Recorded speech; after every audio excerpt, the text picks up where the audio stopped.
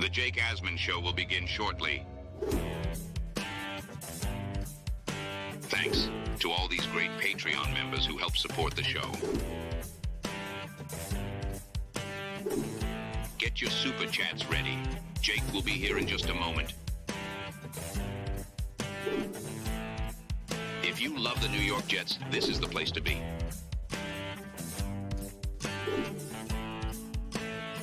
And now, the Jake Asman Show.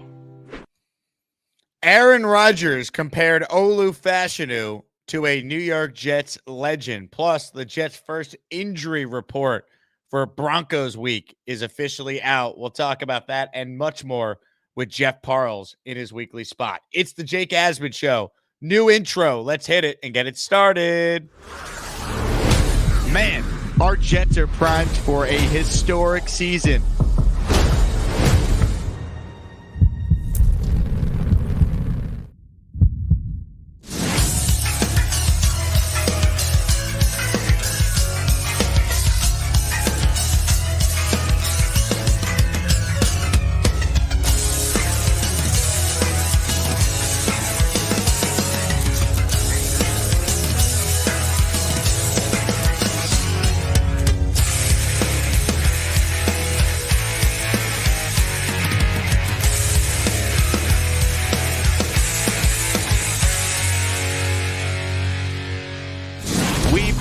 Jets green each and every day. This is not the same old Jets. We have Aaron freaking Rodgers. We have Garrett Wilson. Let's go. We have Breece Hall. Please subscribe and hit the like button below. Super Chat, baby. Cut the line. We have Sauce Gardner. We have Quinnen Williams. The Jets bandwagon is loaded. Now it's time to talk all things New York Jets. It's the Jake Asman Show. Here we go. Welcome in, everybody. Thanks for spending part of your Wednesday with us right here on the channel. If you haven't become a Patreon subscriber yet, what are you waiting for? Get in the Discord, especially if you're headed across the pond next week to watch the Jets in London. I will have info on a bunch of Jet fan-related events that are coming your way all next week, including our own event next Saturday night. So RSVP, if you can make it. The link to do so is in the description for the video. Patreon.com/Jake Asman Show. You get Discord access, bonus shows, discounts on every merch item, and a whole lot more. So shout out to everyone who is a part of our Patreon community. All right, joining us right now in his weekly spot, live in Las Vegas, where he tells me it is 100 degrees once again, is the great Jeff Parles. Hello, Jeff.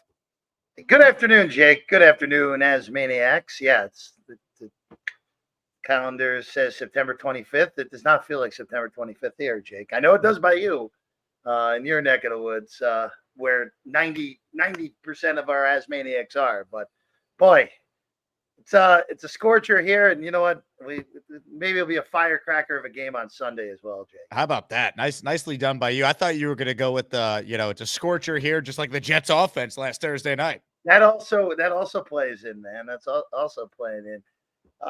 Jake, it's a very weird occurrence where this was like the bloodiest survivor pool week of all time. This was just wonky across the board. And we're just sitting there on Friday. It's like, well, the Jets handled their business on Thursday night, beat the hell out of a bad team. And we're just sitting here and watching the world burn around us. It's actually a very nice case for us where we're not the ones burning for once. It really is something, right? And like when you look at what happened on Thursday, like this was 20 years in the making, right? Like it was really like the dream script. They got the lead, the 2-scored lead that you and I talked about previously, and they went out there and the defense blitzed more. They got to the quarterback. They made Brissett have to throw. They shut down Ramondre Stevenson. Like really, they could have scored obviously way more than just the 24 they put up. This was a historic ass kicking by the Jets. And with Rodgers playing the way he did, especially from the mobility standpoint, Jeff,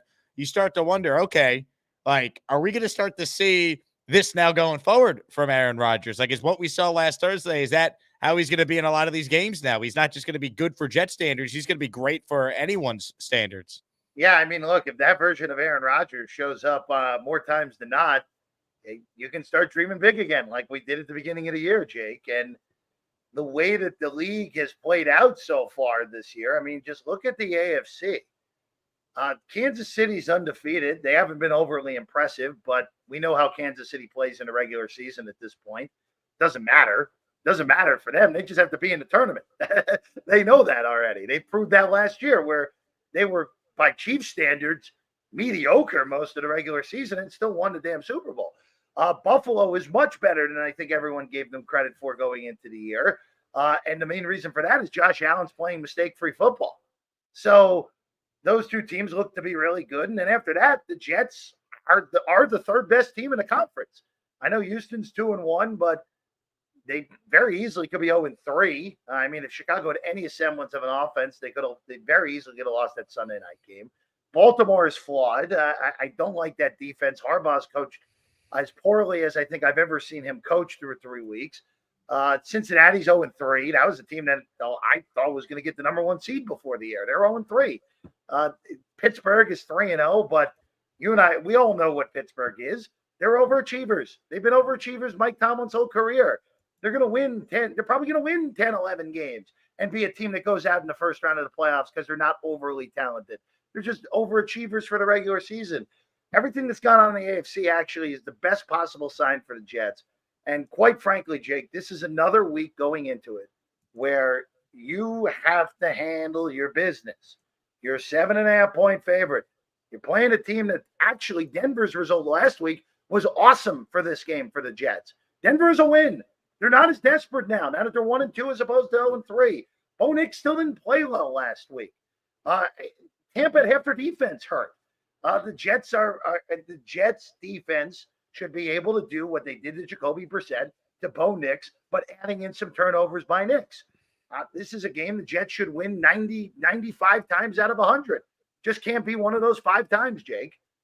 Well said. And we'll talk more about the game coming up. What we do know about this game is that the Jets will be without Morgan Moses. Robert Saleh saying earlier today that they're not putting him on injured reserve, which is good news because that means he'd be out a minimum of 4 games. They're calling it a couple games here. The initial report from some of the insiders was 2 to 4 weeks. I mean, there's a good chance. There's a good chance that Morgan Moses is back. I would target that Monday night game against Buffalo, but we'll get to Olu Fashanu and what Rodgers said about him in a moment. But that to me is really good news that, here's the guy, Morgan Moses. That injury looked terrible when you first see it. And the fact that it's not an IR stint, meaning he could be back in less than 4 games, is a great sign. No, it's great. And look, the O-line, we've talked about it. Some numbers are not as good as we thought they would be, but if you just watch the game tape, the Jet offensive line has been more than good enough so far this year. I would like them to run block a little bit better, but that will come with time. But hey, look, you drafted Olu for a reason. You have 2 guys who were over the age of 35 on both ends in Smith and Moses. The chances of both of them making it through the year without some sort of injury was slim and none, Jake. And to see Moses, I mean, I'm with you. You have to target that Monday night game against Buffalo for Moses to return. And if he returns and is ineffective early, and Olu has played well the last 2 weeks, you just slide Olu back in there until Moses is 100% healthy. So the pick is paying off dividends. And again, that injury looked awful for Moses, a guy who just doesn't miss. He played all of last year with a freaking torn pec in Baltimore. Guy just doesn't miss time. So when you saw him writhing in pain like he was, boy, you think, oh my God, something like you think immediately he tore his ACL or he ruptured his Achilles. You think that immediately when a guy like that is on the ground writhing in pain. But this report is as good as you can get. And if he's only out this week, kind of rough to not have him against Minnesota because that Viking game all of a sudden, instead of looking like a game the Jets should definitely win, it's looking like it could be a game between 2 of the 5 best teams in the NFL. No BS on that, Jake. Boy, that's a little bit different than we expected 6 weeks ago. Yeah, you're 100% right. And honestly, just look at the Jets' schedule coming up. So of the undefeated teams that are in the league, 3 of the Jets' next 4 games are against teams that don't have a loss at this point, right? You have obviously Minnesota, you have Buffalo, and then low-key, you already mentioned them earlier, you have the Steelers too. It's amazing how the NFL works, right? Like the games you think are going to be easy, a lot of times it doesn't actually work out that way, and then vice versa for the games you think are going to be really tough. I never thought Pittsburgh would be easy, regardless of what their record is. You know that Tomlin. The Mike Tomlin mystique. It's incredible. His teams usually don't show up against the bad teams. They show up against the good teams, right? Jake. That's always what it's been. I never. That's why the Jets beat them last time with Zach Wilson, and why it's going to be a tough game this time around. Yeah, again, also I will tell you, I'm pretty happy Drake May didn't come into that game earlier for New England. Just the Jets' luck against guys making their rookie debut in games that are competitive is seemingly not great, even though they won that game where Pickett came in, the game where Breece Hall scored at the end to survive that game. But look, Jake, this is why I've always thought that going into the year, if you looked at the season before's winning percentage was always a fallacy. You don't know what a team is year to year. I mean, just look at the Chargers already. They're 2-1. If they were healthy, they'd probably be 3-0 right now. They had one of the worst records in football. Same deal with the Jets. The Jets pop on someone's schedule last year as a 7-10 team. We all know if they stay healthy, they're not a 7-10 team. They're better than that. So this is, hey, look, it's the National Football League. You have games on your schedule you're supposed to win. This one has always been won. This Sunday against Denver has always been won. That is, you're supposed to win the entire way through.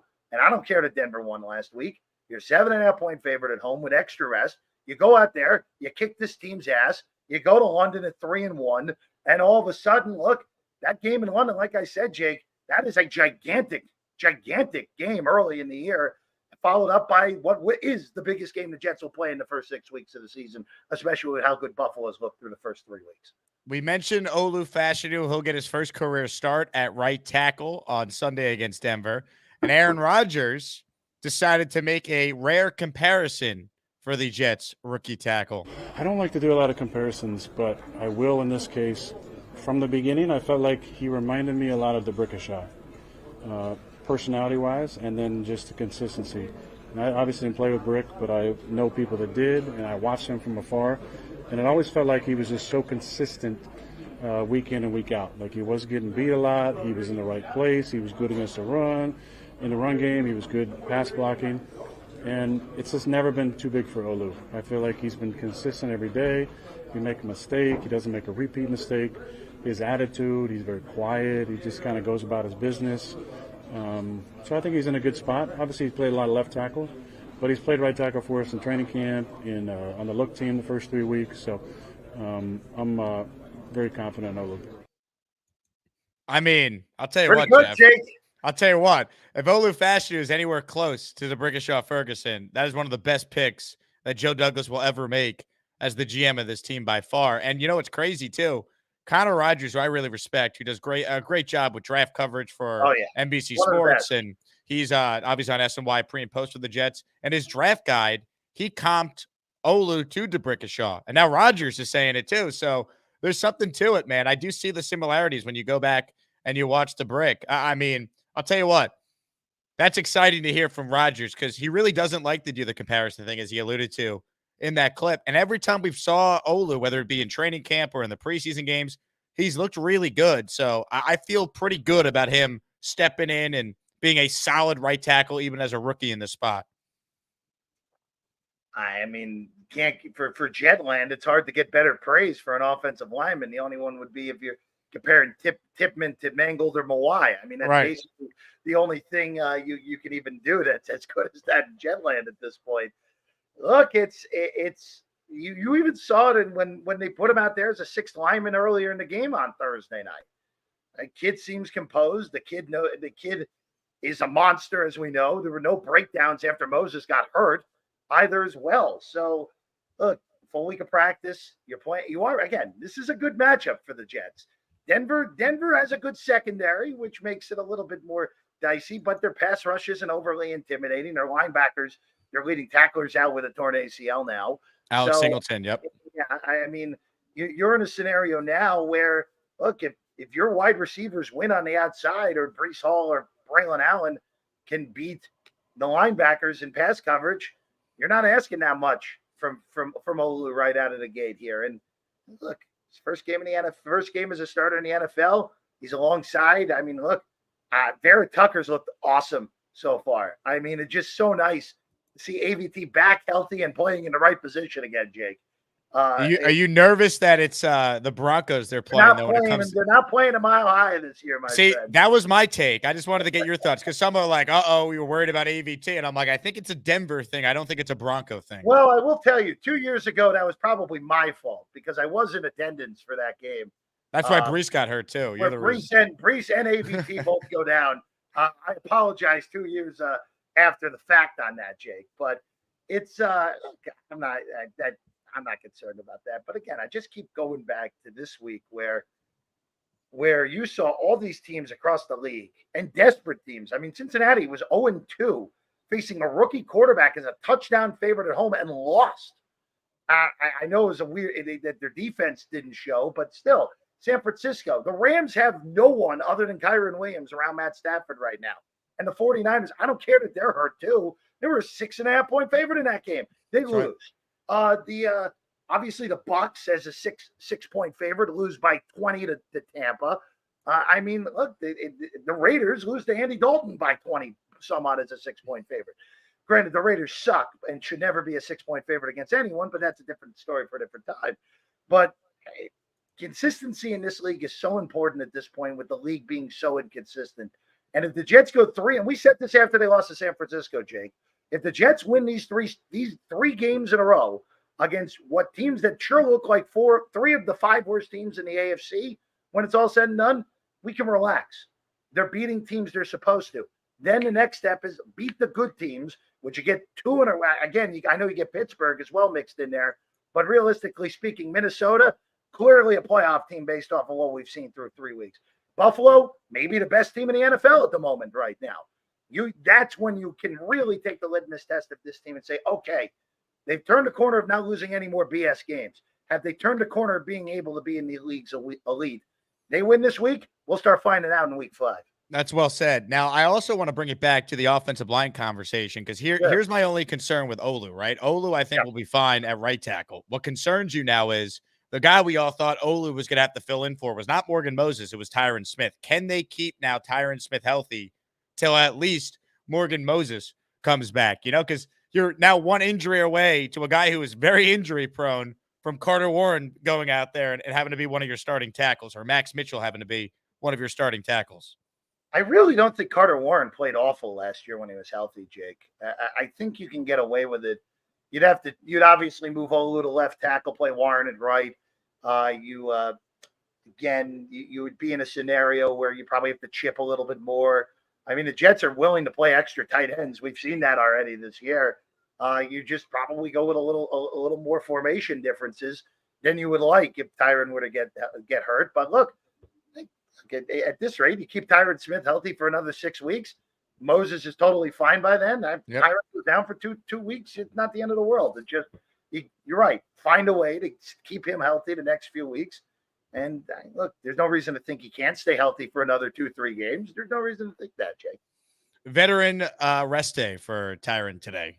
Now, you should not practice on a Wednesday all season, Jake. No, and that's why also getting back to the expectations for Olu, it's why he's in such a great spot because he's been getting all the looks at left tackle on Wednesdays. He had a chance to cross-train at both left and right over the summer. Rodgers alluded to the fact that on scout team, they're using him in different spots as well. So it's a very good spot Fashanu finds himself in. In fact, they asked Olu about this earlier. Here's Olu talking about how he didn't have to start right away despite being a top 11 pick in the draft. What was it like for you, in the training camp? You don't know when that chance is going to come again. Mm-hmm. Like first round picks, a lot of times are on the field week 1.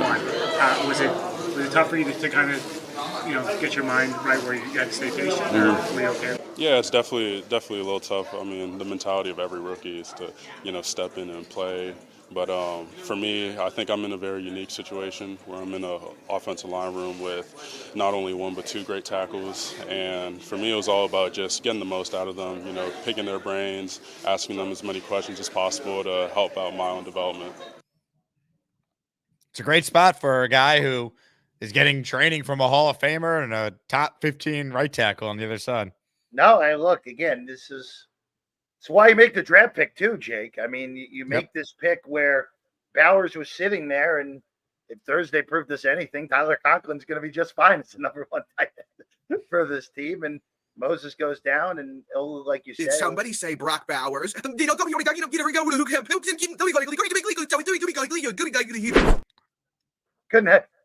help yourself on that one there, right? No, I could not. But look, it's good to always hear that. And look, what Rodgers said too. Like, this kid clearly's got a strong head on his shoulders too, on top of everything. Where again, you're seeing it across the league right now. A lot of rookies are really struggling to begin this season across the board. And look, maybe Olu has a bad series or two at the beginning of this game and gets comfortable. So I still think he'll be more than fine in this spot, Jake. And again, you're facing a defense where their strength is not their front. Their strength is their secondary. So for a rookie playing offensive line, that's a good matchup to come into. Now, Minnesota will be a different story, obviously, but again, this is a really good matchup for the Jets, just across the board. They're on top of being more talented. They're just the Denver strengths does not play in well to staying into this game. The big fella with a super chat, Jeff Parles equals the cream of the crop of guests. Thank you, big fella. Boom. How about Bobby Midnight, who got paid by YouTube the other day because of his successful channel? He's gifting a channel membership. Boom. Ladies and gentlemen, the recipient of the channel membership from Bobby Midnight is the Italian Stallion. Nice job by Bobby. Great job by the Italian Stallion. Become an official Asmaniac by hitting the join button, or turn on gift receipts. You never know when someone might make it rain. As far as this game goes with the Broncos, Jeff, I think if the Jets have a very similar approach and game plan to what they did against New England, it will play well here. Get a 2-score lead. Make Bo Nix beat you. The difference between Brissett and Nix is Nix can take off and run a little bit, so maybe you have a spy left in there on occasion to account for that. But I just don't see the Jets losing to this team if they build a lead, right? If you get a lead early, Denver's not equipped to come back. Jake, if you get up 10, there's no reason this game should be competitive down the stretch. Yep. The only way Denver stays in this game is if you get sloppy with the football, which, quite frankly, look at the Jets' turnovers this year. Hall wasn't awake yet at that point in the Niner game, and a deflected ball that shouldn't have been intercepted. Correct. Other than that, they've been clean. And if the Jets play clean football again, Denver's going to have a very hard time scoring in this game. The Denver beat Tampa on Sunday because Tampa didn't show up. It was a Todd Bowles special. That's what we saw. It was a classic Todd Bowles special because there was no business. First off, there's no business to lose that game if you're Tampa, and there's absolutely no business to look as awful as they did in losing that game. I know they were missing a bunch of key pieces on defense, including Villa, who is known as a monster, Jake. But that was an awful loss in a week full of awful losses across the league. But look, Denver secondary is good. They have the only guy at corner who's in Sauce Gardner's realm, and Pat Surtain II. He and Sauce are the two best corners in the NFL right now, even though Surtain has had a weird start to this year. Even though you could argue Sauce has had a weird start to this year as well. But it just Rodgers just is he's playing chess when everyone else is playing checkers. We saw that on Jake. It was like, why that game on Thursday? My dad and I talked throughout the game and after on Friday. With the quarterback play we've seen through forget the years. Let's just say the last 4 years, okay? Including, again, poor Sam Darnold, who gets thrown into this in 2020, who's only there because Adam Gase is an imbecile. But if the Jets are playing a different sport right now at the quarterback position. It's a different sport. And what Rodgers did on Thursday, I mean, I can't even remember the last time a Jet quarterback played like that. He knows where he's throwing the ball before the snap. He knows where everyone's going to be. And most importantly, again, the back shoulder throws he's made so far this year. I mean, how many of those are completed the last 4 years? Maybe 2, maybe 1 if Garrett Wilson makes an obscene play. I mean, I went back and watched the Garrett Wilson touchdown against Buffalo, and I'm like, oh, my God, that throw was even worse in retrospect that we realized at the time when seeing Rodgers one to him, where Rodgers had basically a millimeter of a window and freaking fit it in there, Jake. I mean, all you need to know, Jeff, is that the Jets right now are the number 1 offense on third down. They're 56.8% on third down. They were 32 the last 3 years, right? Last year, they converted a league worst 26%. And on third and long this year, they're 7 of 14. Last year, they were 16 of 125 on third and long, which was 12.8%, obviously last in the league. So they asked Joe Tippmann the other day. I'm surprised they only had 125 opportunities in third. Yeah, they asked Tippmann the other day, like, why have you guys been able to be so good on third down so far this year? And Tippmann looked and was like, Aaron Rodgers. Come on. I mean, that's the same thing Lazard was saying too. Like, oh, what's the difference from this year? Aaron Rodgers. Of course, it's Aaron Rodgers is the difference here. And again, that's why the depression we all had after he got hurt last year was so justified. And also, by the way, it does one thing that does warm my heart that's not Jet related real quick, but it kind of is because of who ended up playing quarterback for them. I know where you're going with this. The fact that the Miami Dolphins watched the Jets last year season implode because Aaron Rodgers got hurt because they didn't have an adequate backup behind him could possibly go into this season with Tua Tagovailoa, who has an awful injury history, as we know, Jake, and go into the season with cutting Mike White, for one, keeping Skylar Thompson, who we know can't play in the NFL as your backup, and then having a point where Huntley's not ready, so Tim Boyle has to play in an NFL game. Jake, it was one of the most the grin on my face was so large, I'm surprised my face didn't break watching that transpire to Miami. It was incredible, and it was unbelievably enjoyable to see it to a team that has achieved nothing and basically going into the season, the Dolphins are the best team in the division. Tua is going to be able to play 17 games. Tyreek Hill's the best wide receiver in the NFL. Well, that might be true, but when he has no one throwing it to him, as what makes Garrett Wilson's 1,000-yard seasons even more incredible with the garbage he's caught from the last 2 years. My God, what a joy that was. And I hope the Dolphins lose every single game without Tua because they have deserved it, Jake. No doubt. And look, I think they're cooked. You know, their schedule is kind of soft coming up, but teams are going to look at the Dolphins as they get ready. Unless if Huntley somehow recaptures that magic from 2 years ago, which I think was more a Baltimore coaching staff thing more than Tyler Huntley himself. I mean, I don't see them beating anyone in this stretch. They might beat Tennessee on Monday night because Levis might hand them points. But other than that, New England's defense, even though the Jets carved them, Miami won't be able to do that without a quarterback. Indy's defense looked awesome against a horrible quarterback last week, or a horrible offensive line, I should say, in Chicago. There's no reason to think Miami's going to be able to turn this around unless if Tua comes back after 4 weeks. And if Miami's 1-6, why the hell would you force Tua back if you're the Dolphins? You're not going anywhere this year. And that means that 2 games in December that were coin flips, Jake, turn into 2 games the Jets should win. Yeah. If that happens to be the case. Well, the other thing is, too, even if like they somehow go 2-2, let's say, over their next couple of games, you bring Tua back, it's a ticking time bomb at this point, unfortunately. Like he's now one hit away from his career being done. I'm surprised. It's not my place. It's not any of our places to say to Tua what he should do. But just the amount of concussions in such a short period of time, I really just have a hard time seeing the justification. Obviously, there's a lot of money at stake. I get that. But from a health perspective, I just don't see the justification for allowing him to play this year. Maybe next year if the neurological stuff works out and so on, but it's just really tough to see that though, Jake.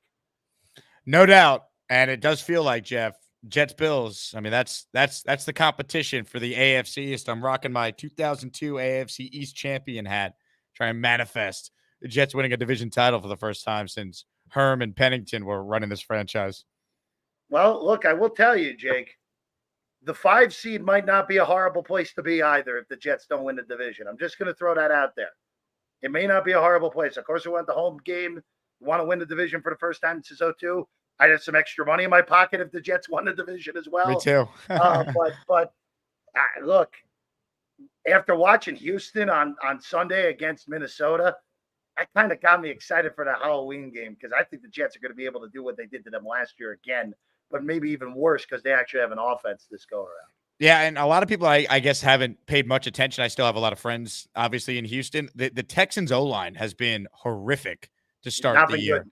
No. CJ Stroud's been pressured on 32.2% of his dropbacks and sacked 11 times. And when defensive linemen run a stunt against the Texans, that pressure rate shoots up to 54.5%. So the book is out on how to attack the Texans right now. We'll see if Stroud and company can make some adjustments, but they have not looked good despite having a winning record. I mean, they're going to be fine because everyone else in that division Sucked. Yeah. I mean, Jacksonville might be the worst team in the NFL right now. Tennessee, as long as Levis plays, they're no threat. Not that Mason Rudolph's any good, but he might be better than Levis. Indianapolis, Anthony Richardson's a rookie quarterback. Like, he just is. He hasn't played enough, even though he's in his second year. Houston will still win 9 games, but boy, again, like I said to you earlier in the show, it's Kansas City, Buffalo, and the Jets. And then I know Pittsburgh's 3-0, and Baltimore's still Baltimore. But to me, there's a nice sizable gap until you get to the next collection of teams. And the Jets are in there with Buffalo and Kansas City at the top. Isn't that insane to say out loud? It's Kansas City, Buffalo, and the Jets. That's what you just said. Well, you know what? Again, it probably would have been hard in retrospect for the Jets to be as good as we thought they were going to be going into last year because their O-line was a lot worse than we gave it credit for, Jake. But, I mean, look, I said this on a lot of my shows here in Vegas or in hits with other people who are not in the Gen universe, Jake. If you took away the logos of all the teams and said, hey, here's all these teams down the board, here are the rosters, tell me, rank them 1 through 32. You take away the logos, the Jets would be in the top 5 more times than not from people. The only reason they didn't get as much respect going into the year is because of the logo on the helmet. That's all it is. 1,000%. No, I've said it. Remove Jets from the helmet. Tell me it's not one of the 5 most talented teams in the league, and we've seen it so far. No doubt. The big fella with a super chat. Blasphemy, Jeff. We're talking AFC East. Fifth seed trash. Hey, look, big fella. I want the AFC East. That's an extra couple $100 in my wallet there for all of us. So, but again, I'm just saying, like, it you know what? The 2 seed is going to be good because the 7 seed is going to be terrible, regardless of who it is, more likely than not. So I don't know. The new playoff format still kind of gives me screws up my brain because the 2 seed doesn't get the bye anymore, so it's not as important. But then you see Kansas City win the Super Bowl as a 3 seed last year again. So there are a lot of factors that go into it, obviously. Arizona, Frankie Castle with a Asmaniac super chat. How about Frankie? He's been an Asmaniac for over a year. Thank you, Frankie. Miami with Tim Boyle. They say poor Dolphins. They weren't saying that last year. Jets need to take care of business and not worry about Buffalo. LFG. I just find it rich because the Dolphin fans couldn't wait to make fun of Rodgers, couldn't wait to make fun of the Jets when their quarterback is made out of glass. And just because he played 17 games last year does not mean that he's going to be able to play 17 games every year. That was the outlier year, and I'm not rooting for injury, but Tua getting hurt is not a surprising thing, unfortunately. No, it's not. It's not. And again, the Dolphins haven't won a playoff game since Bill Clinton was in office. So I mean, that is correct. Really doing a great job down there in South Florida. Maybe Monica Lewinsky could play quarterback for them. Jeff, what do you think? Oh boy, I'm gonna leave that to you there, Jay. Ladies and gentlemen, this show you're watching right now is available in podcast form. The YouTube show remains live and free every day. But if you want to take the show on the go and download it on either Apple or Spotify, you could do so by searching The Jake Asman Show. Leave a 5-star review. Help support me in the audio space. There's a bunch of Jet podcasts out there. I want to make sure this show, which is basically a podcast on camera here on YouTube, is available on as many platforms as possible. We're talking with Jeff Parles in his weekly spot. If you have a comment or question for Jeff or I to respond to, write it in. We'll take some calls here coming up. Quick reminder, I've been talking about this the last couple of days. I'm doing an in-person hangout with a bunch of great Jet fans this Saturday. I'm hanging out with Green Bean, Matt, and Ryan at Pioneers Bar right in New York City, right next to Penn Station in the Chelsea area. It's a great spot. We'll be hanging out. Jet fan meetup, free for all, 3 p.m. this Saturday, if you can make it out. I can't go to the game Sunday, Jeff, because one of my really good friends is getting married that day. So I'm showing up to the wedding late because I got to watch the Jet game, do the YouTube postgame show in a tuxedo, and then head to this wedding. But at least I can hang out with Jet fans the day before on Saturday. Wait a second. Hold on. You're doing the postgame show in the tuxedo? Yeah, I have no choice. I'm literally going to do the postgame show. It's not going to be as long as it normally is. Probably be an hour, 20 minutes. Get in the car and then drive to the venue and go to this wedding. Do you have to go? Do you have to go? How far do you have to go? About 40 minutes. Oh boy! All right. What I'll time's drive reception? fast. Reception started about 5. It starts at 4:30, so I'm not making that. Oh no, you're not me. You're not making it. I'm hoping to be there by the time they do the speeches and stuff. I'll be there for the dinner. Wait a second. If you're not in the wedding, is it really a black tie only wedding here? It's a black tie wedding. Yeah. Wow. Okay. I know. Right. I know. On a Sunday too. I love my friend, but he might be a communist for scheduling this wedding on NFL Sunday. I'm for the only acceptable date, and don't crush me for this, Jake, because you'd have to miss Army Navy for this. But the only acceptable date now that the college football playoff exists for a football season wedding is that day of Army Navy. And I know that may be anti-patriotic. I apologize if that happens to be the case, but that is the only day where there's not a full day of football in the months during football season, basically, until of course the calendar flips over. Crazy. When did you get married again? What part of the year was it? I got married in May, so of course that was. Yeah. Look, I give my wife a lot of credit. She understands what football Sundays mean to me and football days mean to me. There was never a debate. It was just a debate when we were having the wedding in April or May. That was the only debate that was had. So well done. It was not a football season. And now she actually gets to watch a good Jets team for the first time in your relationship. Well, I will say I haven't gotten her all the way on the Jet fandom because the first trip we made together was to Nashville the year that Mariota had that 2-touchdown comeback against Josh McCown and the Jets, where that was a doom season anyway. Like we kind of knew the Jets were going to hold on in that game. So I haven't gotten her that. I got her on the Mets, which is kind of comical more so than anything.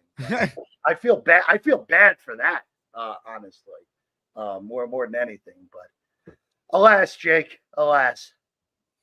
Dre checks in with a super chat. Jeff, Jets are coming away with the number 1 seed, 14-3. Look, I'll say this. If Aaron Rodgers plays like how he did on Thursday, like if the first 2 games were just him shaking off the rust, and Thursday last week is more of what we're going to see on a consistent basis, it's not crazy because quarterback play is seemingly down right now. And you look at the Jets schedule, Jeff, there's a chance they're not an underdog in any more than just maybe 1 game left on their schedule. I mean, I'm just eyeballing it now. Just so you know, real quick, they'll be an underdog Buffalo week 17 as of right now for sure. That's the only game. The game at MetLife's going to be a pick, just knowing how a lot of bookmakers have their numbers right now. Buffalo's moved back up to 1 in a lot of bookmaker places now. Bookmakers have moved Buffalo back up to number 1 based off of what they've seen through their first 3 weeks. I'm curious if Minnesota beats Green Bay and the Jets don't look great in victory. I'm not certain of what that line will be in London. I really don't. Wouldn't be shocked if Minnesota's a small favorite, which would be a great opportunity to bet the Jets in that game, I would say. I like it. Super chat here from Peter Castro, who checks in. Jets need to stay focused and disciplined. No stupid penalties, blitz, and travel. Look, if the Jets to me can only lose this game if they beat themselves because talent-wise, they are so much far superior than Denver. It's not even funny. And I have a great stat I wanted to share with you. I was listening to Rich Cimini's podcast, and he had this stat. Here's Aaron Rodgers' career record and stats when he has had the following. When Aaron Rodgers has had at least 9 days of rest and is playing at home following the 9 days of rest. He is 13-0 in his career, which is the best in NFL history dating back to at least 1950. And his stats in those 13 games, 32 touchdowns, 8 interceptions, and averages 295 yards per game. So once again, Aaron Rodgers is 13-0 in home games with at least 9 days rest. And those stats I just gave you are absurd. So I feel very good about the Jets' chances. Well, that's good, actually, because then the Jets get I believe the game against Seattle is the one after the bye. That's another one of those where you get that game at home, too, which all of a sudden that doesn't look like a total cakewalk either. That's the next 1 o'clock home game, by the way, at MetLife. Well, Isn't that crazy? The whole month of I will tell you, I already looked at that schedule. That Monday night game is Cleveland against Denver right now. Oh. Don't be surprised if Seattle and the Jets gets flexed to a Monday, Jake. Don't be shocked if that happens. So you're planning trips or anything around that, I would keep that Monday open, my friends.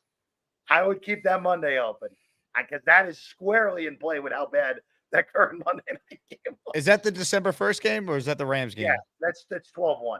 That'd be criminal if they flex that game after not giving the season ticket holder any 1 o'clock games besides this one on Sunday. They'll get the Ram one. That Ram one is not going anywhere. I can tell you that. That Ram one's staying at 1 o'clock in the end of December. Just throw that out there. Indomable with a super chat. Should we gradually develop Travis to be our QB1 once Rodgers is gone, like Green Bay with Love? Or would you prefer us to draft another quarterback to take the helm? Jeff, your thoughts on the long-term future of the Jet quarterback situation? I haven't really thought about it because I don't want this era to be over. Yeah, realistically speaking, look at what happened to the Florida State program without Jordan Travis. Let's just go there first. I mean, Travis, they get hurt. They missed the playoff because Travis got hurt and the quarterbacks behind them were garbage. That's the only reason they got left out last year. And now this, I mean, Florida State's the most disappointing team in college football by a significant margin this year. So, look, I don't have a problem with taking your time developing Jordan Travis and seeing what you have. I don't really know what you're going to get out of Jordan Travis at the NFL level, but it doesn't hurt to keep him on the bench for 2-3 years. Jake, I always thought that Aaron Rodgers was going to retire after this year. After watching Aaron Rodgers and hearing Aaron Rodgers for 3 weeks, no way in hell he's retiring after this year if he looks like he did on Thursday. No way. He's loving it, man. He's having fun. I think he loves playing for the Jets. I really do. He loves being in New York. I think he's kind of reinvigorated by kind of getting his team. He gets to do it his way. And the young guy, the way he was interacting with Brees today, with Brees jokingly asking a question during the media scrum. Winning's fun, man. And this is fresh for him. It's sometimes you just need a change of scenery. And, he was there in Green Bay a long time. We saw this with Brady too. No one thought Brady was going to play 3 years, especially after they won the Super Bowl in the first one. And Rodgers is 4 years younger than Brady was when Brady went to Tampa. So I'm with you. I mean, at this point, I'm thinking that you get next year at a minimum for Rodgers, and then maybe you can think about 26. I'm not going to say definitively either way, but you can at least think about it. And by then, look, if you get 2 years on the bench, you develop Jordan Travis, maybe he is your starter week 1 in 2026 if Aaron Rodgers retires. Maybe he is. Maybe he isn't. I don't know. This is a loaded quarterback draft, though, Jake. There are a lot of guys who seem to be high end, even though, in all honesty, none of them are as good as Arch Manning in 2026. Just throwing that out there. So that is something to also keep in mind as well. Bang Mateo says, Dre, $50. Garrett Wilson won't get 100 yards on Surtain. Bang, I just read it because you paid me and I'm a capitalist, but no one cares about your side bets with Dre about Garrett Wilson. And by the way, Garrett Wilson's presence is still going to open things up for other people. So I am not concerned at all about Garrett because Rodgers can spread the ball out as we saw last Thursday. The Alan Lazard renaissance, right? Alan Lazard, baby. It all started. Alan Lazard, who looks, forget Rodgers being rejuvenated. Talk about being rejuvenated. Alan Lazard was basically the worst receiver in the NFL last year. And Alan Lazard has looked awesome so far this year. And also, I want to bring up one other point, Jeff, with receiver-wise. And I know I brought this up with you in the summer when I was on with you when the signing was made. Mike Williams, by the London game, Mike Williams is going to make a big impact and already has made a solid impact in limited action. The more he is comfortable and the more he gets involved, Mike Williams is a stud. And the fact that the Jets have him as their number 2 wide receiver, it has been a long time since the Jets have had a guy at the number 2 rank. It's Decker. It's 2015. That's it. That's the last time the Jets have had a receiver of that quality as their number 2 receiver, when Marshall was 1 and Decker was 2. Yep. This is the only good receiving core they've had since then. Because your boy Quincy Enunwa was a great number 3 on that team. Mike Williams can play, man. And you awesome. just see it. He is awesome. You throw it up, he makes the play. I liked how they got him involved in the slant in the game last Thursday. I think he's going to have one of those games where he has the 2 touchdowns, 125 yards pretty soon. You could see it coming, Yeah, I agree with you. It's 2 jump balls where Rodgers trusts him to go make the play. I'm kind of, even though it wouldn't have counted because of the penalty, I'm still kind of surprised he didn't catch the 50-50 ball on Thursday night either. Even though that was a really good play by the defender, though.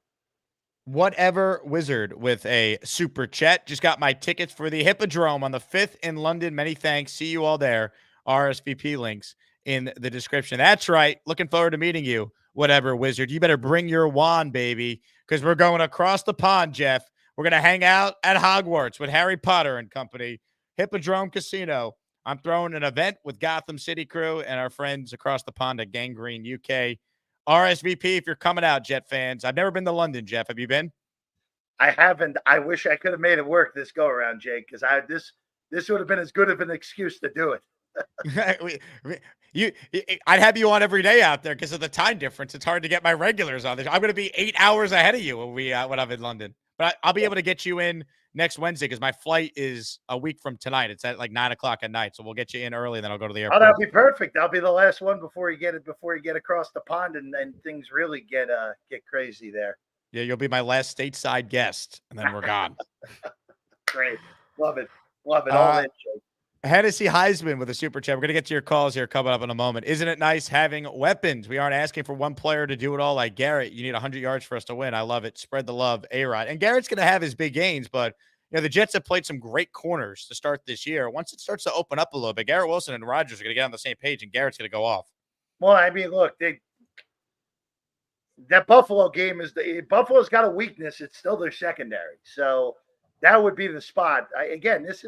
Surtain's going to be locked with Garrett Wilson all day. Like, whatever. If he has 4 catches for 38 yards, who cares? Because the other guys, again, this would be a big Mike Williams spot, a nice Lazard spot. Get your running backs involved. Again, yep. I trust Aaron Rodgers to be able to do what he needs to do in this game in order to win this game comfortably, Jake. Metro Funny. Jake, are you hosting a show from the airport again? If there's breaking news, a long time as maniacs know this. Anytime I have to travel, there's always something that breaks with the Jets. Always.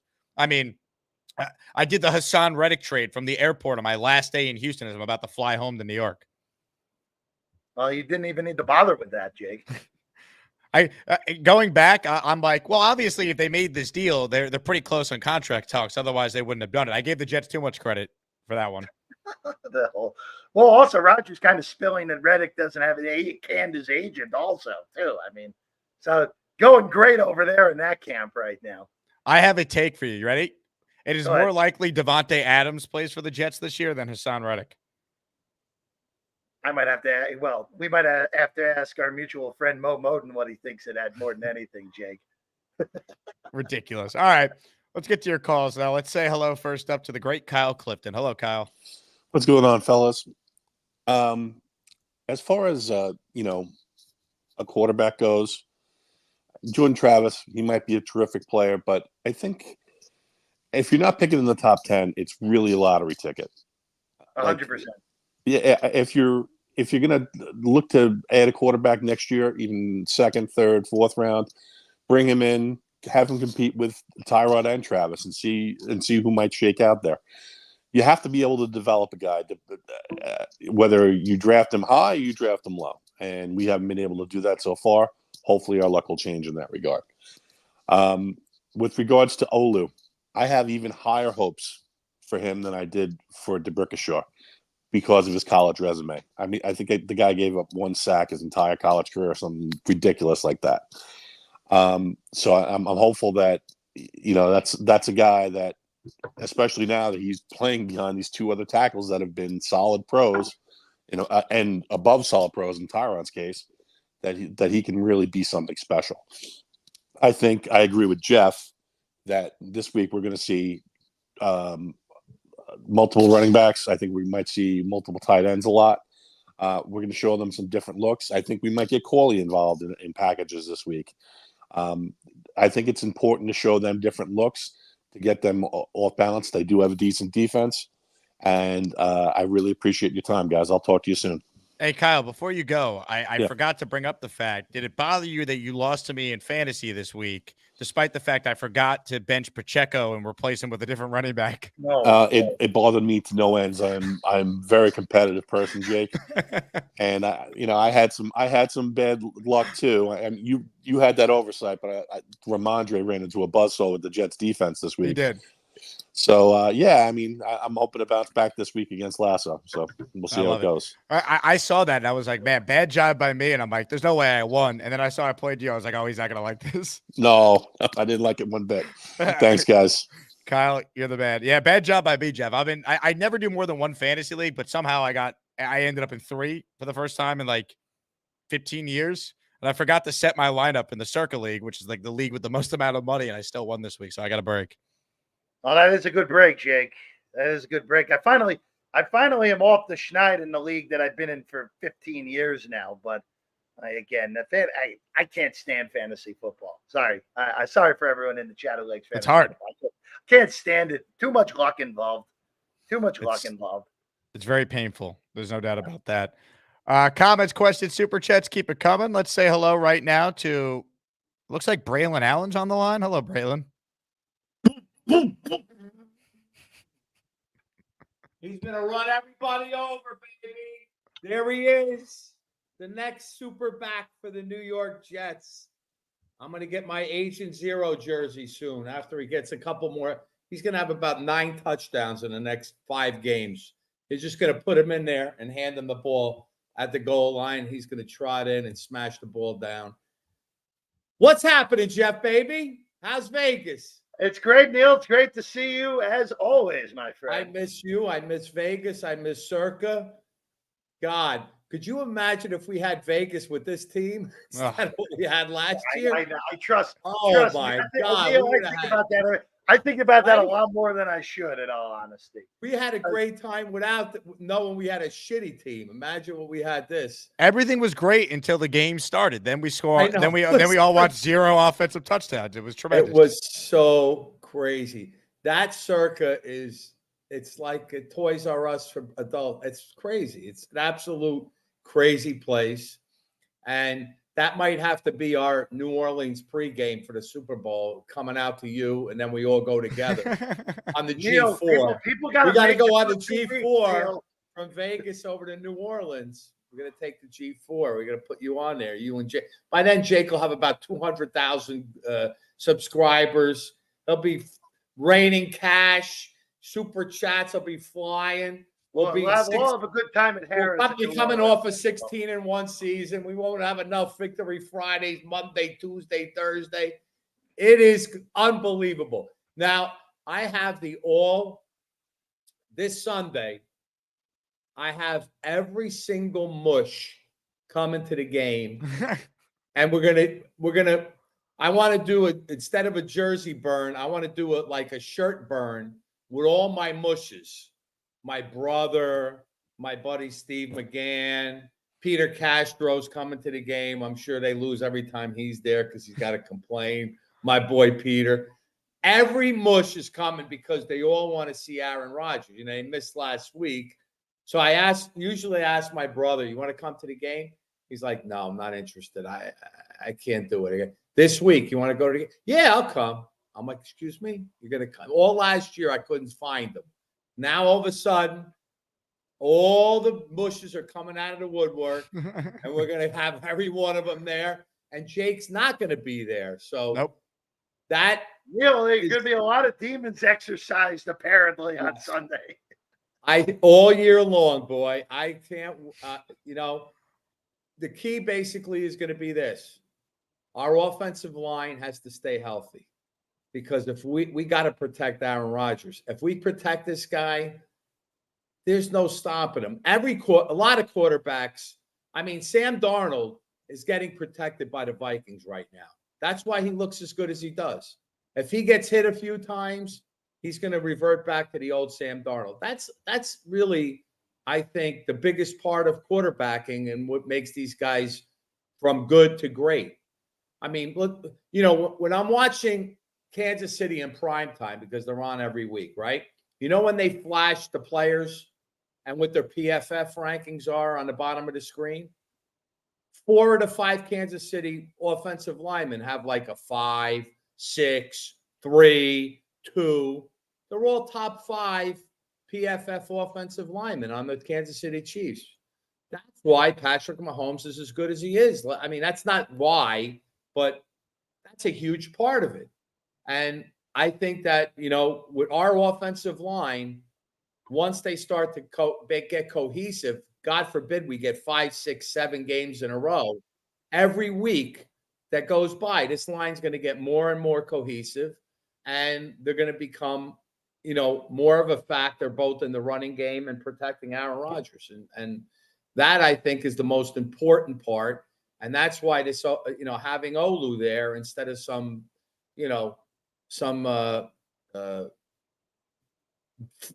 badge, having another, super little star out there makes a huge difference.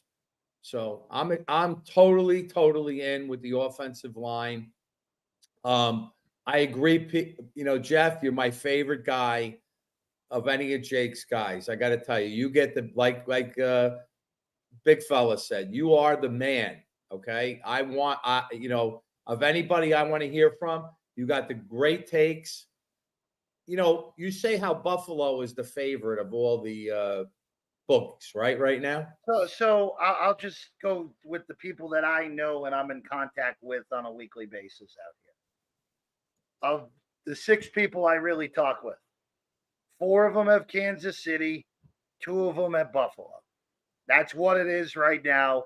Basically, everyone who doesn't have Buffalo at 1 has them at number 2, mostly because they had to downgrade San Francisco more so than anything.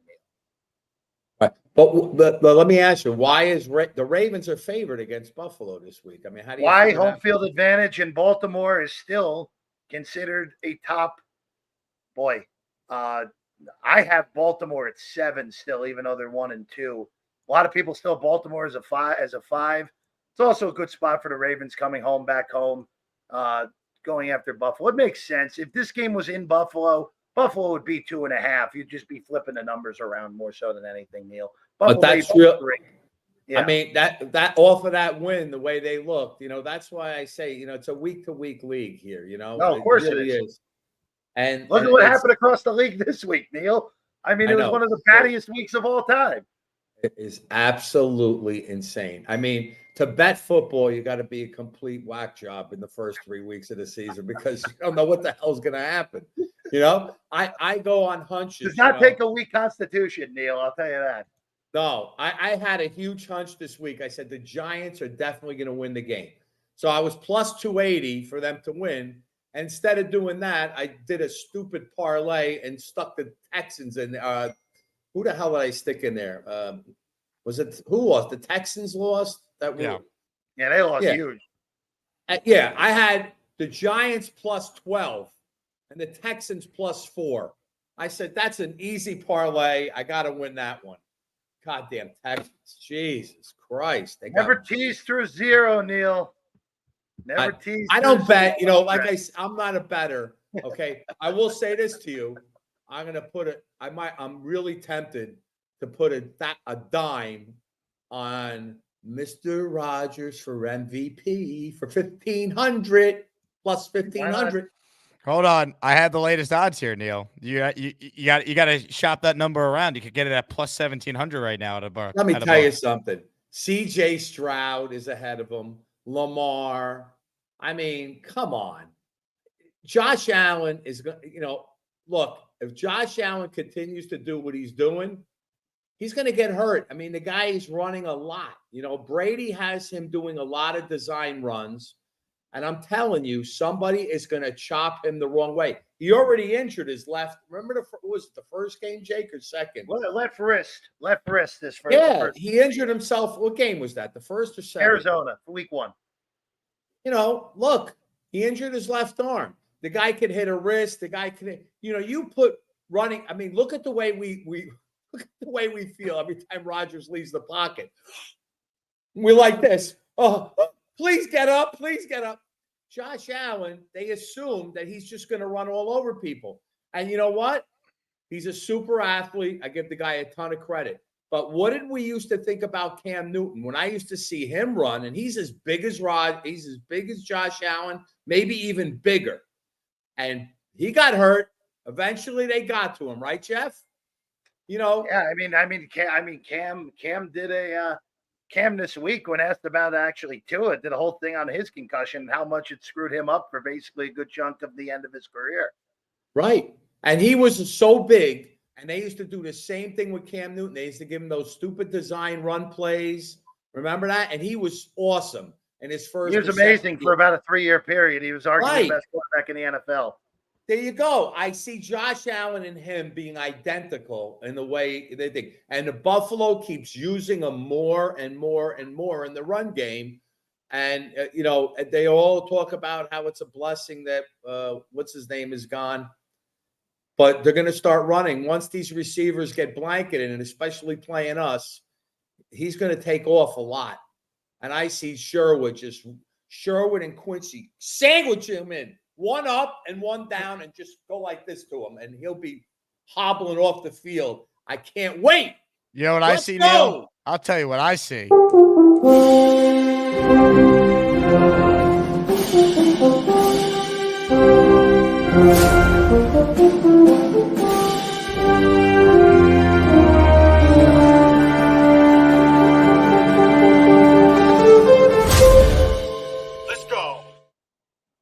Yeah. All right, I don't know. Jeff. I don't think Neil's look any better ever than he did in that shot there, Jake. He's doing it, baby. I He's mean, him bushwhacking. and the lane train both look great there. I mean, my goodness. Ladies and gentlemen, we have time for one last call with Jeff. Then I'll stay on and continue the program. Ladies and gentlemen, we say hello to a guy in Vermont. Hi, everybody. This is Bob from Vermont. I am Bob, of course. Hi, Jeff. How you doing? Bobby, it's great Look to see what I you. got Bobby, look what do what I you got there? What do you got there? I got this from Craig and his wife. Jake, put him on kangaroo. full screen. There he is. Craig in Australia. Did he gifted you a kangaroo, Bobby? And Yep, an Australia hat? Adelaide hat. Yep. Nice. I like it. Nice. Very nice. Yeah, and Michael got a hat too. We love I'm Michael. gonna do. You know what I'm gonna do on Sunday. I'm gonna do the Jets game on my channel. Not Really? show it, but just do it. Talk. Are you going look to it give us up. play-by-play? Can you give us a Yeah, that's give what it- I mean. give us like a play-by-play call of like Rodgers throwing a touchdown to Garrett Wilson? Okay, put me full screen. Up full screen for that. Okay, Rodgers in the setup formation. He's in the shotgun formation, and he's walking back, and he looks for Garrett Wilson touchdown. How's that? That was electric. Bravo. Here you go, Bobby. Good job. I didn't know what yard line to say, so that's why I didn't say anything. Bobby, Hey, a good thing you're about- impressed with my Brendan Allen, right? Brendan Allen. What about You're Braylon Allen? Are you You're impressed by him? with him. Am I impressed with him? Yeah, absolutely. I picked that since the beginning he started, right, Jake? Yeah, Bobby has been the biggest Braylon Allen truther from day one. Yeah. Look, he was the only good player on the Wisconsin team last year. Yeah, I Only know. good player.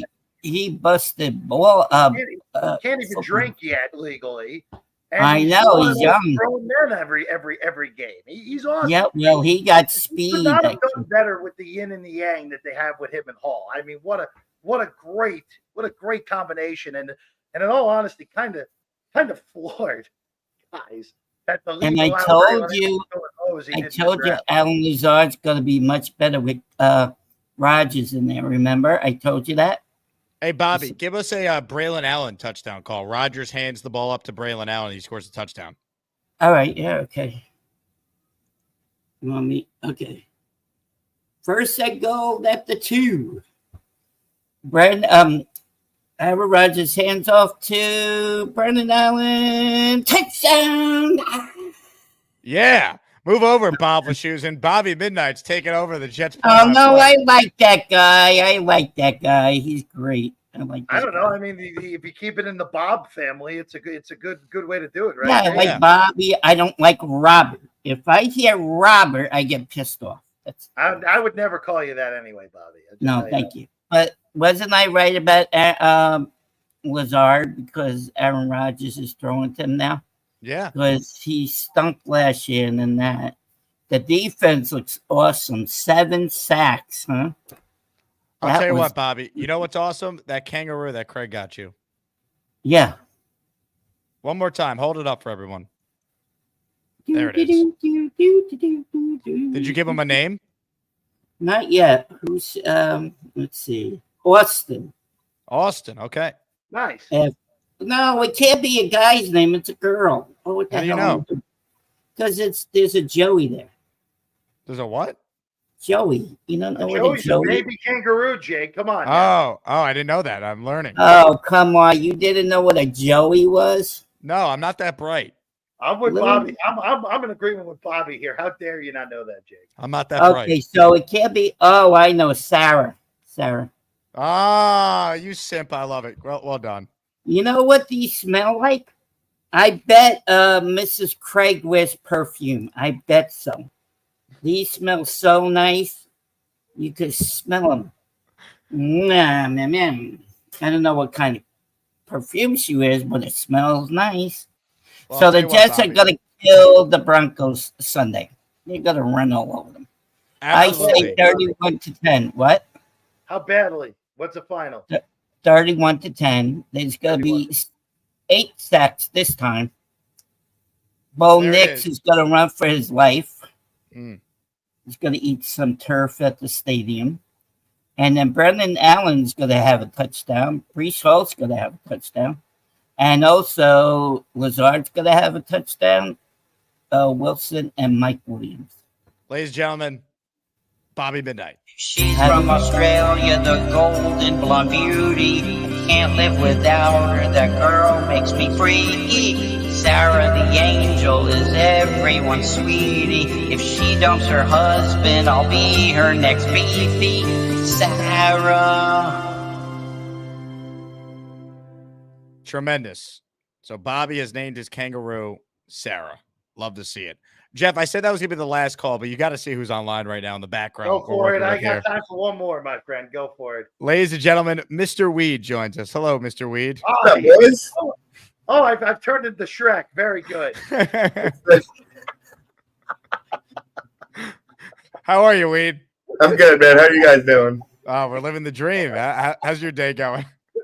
Not too bad. I just woke up like an hour ago. Saw you were on. I was like, hell yeah. Gotta make a background for this. Shrek's a great film, Weed. I'm a big fan. It is. It's one of my favorites. Who's Farquaad in this scenario? You know what? It should be Bobby or Charles. Charles. I think Charles has a Farquaad face. I can pull it off. Lord Farquaad, I can see it.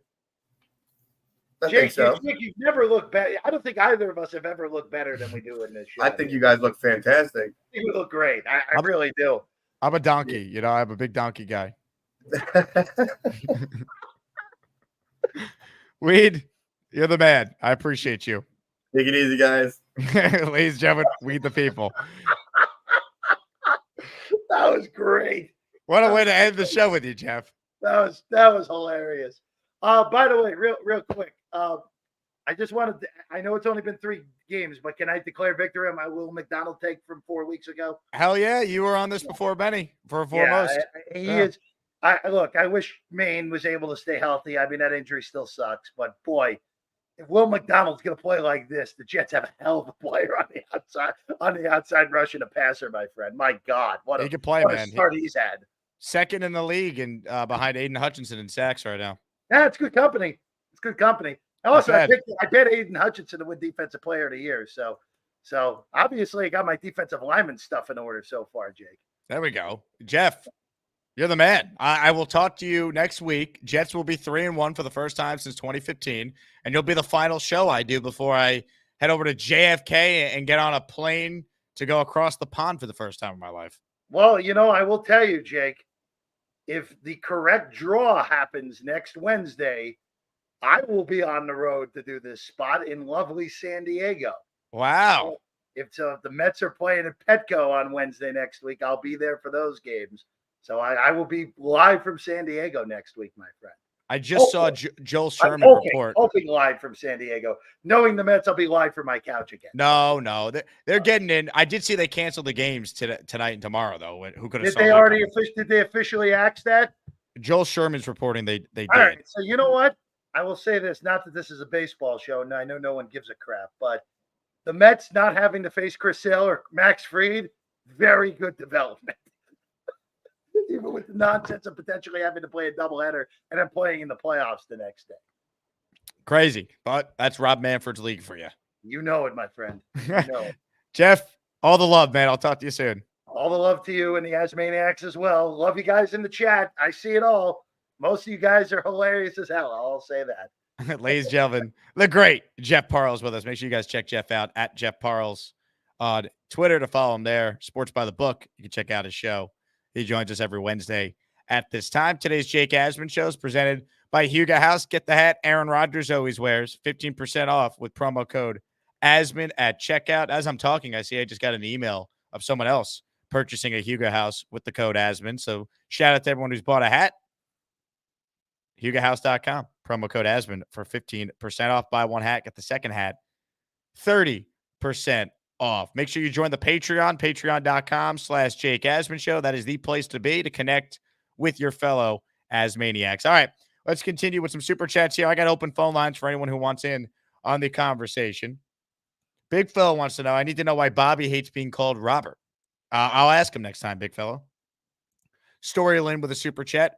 Who you got, LaDainian Tomlinson and Sean Green, or Braylon Allen and Brees? I think it's Braylon Allen and Brees. I think Brees at this stage is obviously better than what LT was as a Jet, although LT was a great Jet. But Brees is like a top 3 running back in the league, in my opinion.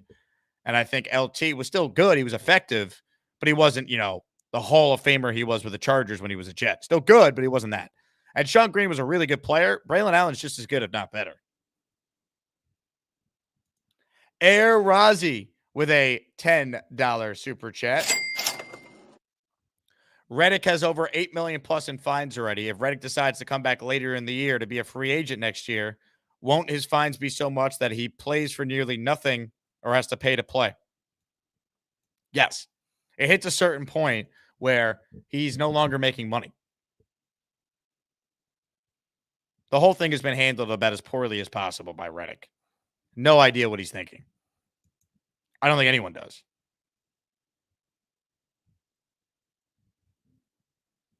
NY Jets Florida says Jeff is the best guest. We the People says Neil's right. Jeff is your best guest.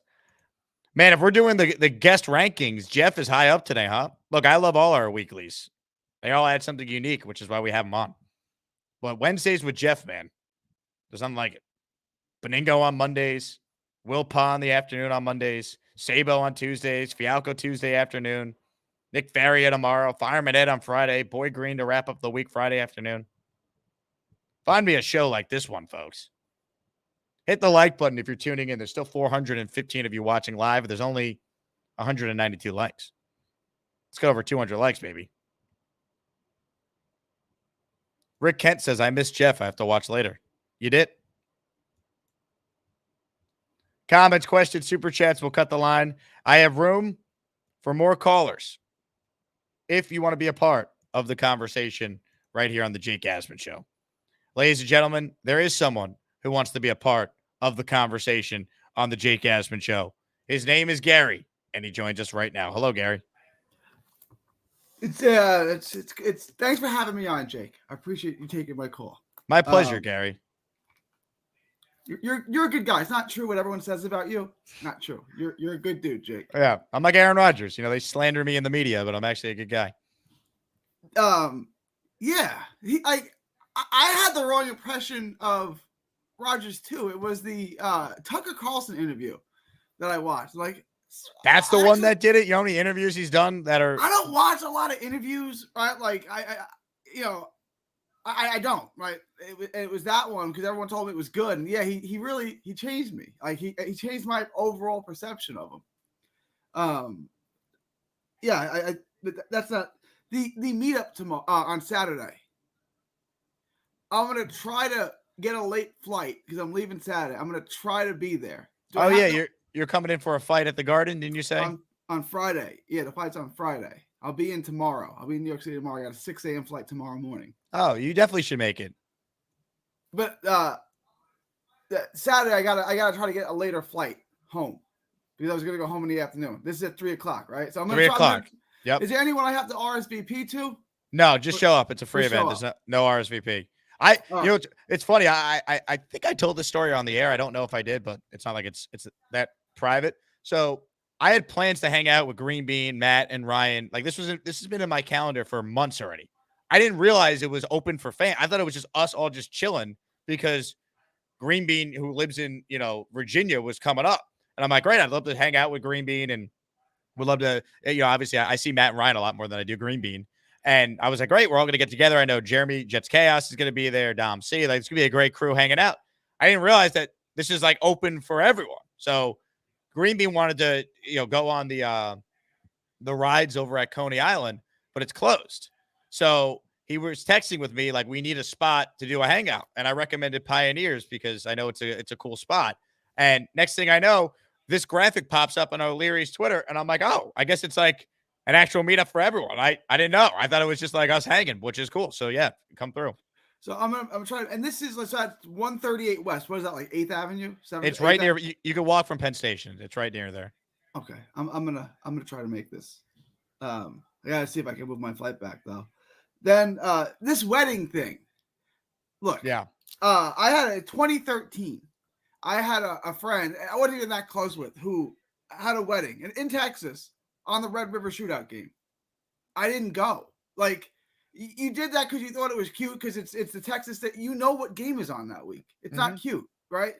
I just didn't go. I don't know how close you are with this person. I had another wedding. One of my best friends from college married a Mexican girl, and they got married on Mexican Independence Day weekend. And her dad said the same thing I did. It's like Canelo fights that weekend. Like that was his first reaction. Now, I was in the wedding, so I couldn't skip that one, right?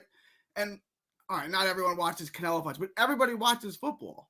Right. I mean, here's the thing. If it was a bigger game, like if it was the day of the Jets home opener, I probably wouldn't, you know what I mean? But it's Denver, it's week 4, and I can still watch the game. It's not like I have to choose between seeing the game and going to the wedding. Yeah. I could watch the full game. I'm going to do my YouTube show, and then I'm going to go to the wedding late. Oh, you can do the show too? Yeah, I'm not skipping the show. That's hardcore. I pay the bills with this show. This is literally my job. I need to do this show. I got you. Yeah, I get it. To me, it's how I wasn't that close to the person that had the game on the Red River Shootout game, so I'm not going to go. Right? Like, yeah, I'm close with this person where like it'd be a bad look if I didn't show up. Yeah, like the same. Like I was in the wedding, and that Canelo fight, they picked the date like a year and a half before. That Canelo fight ended up being at AT&T Stadium, so it was like in Dallas. I'm like, yeah, I can't go. I can't go.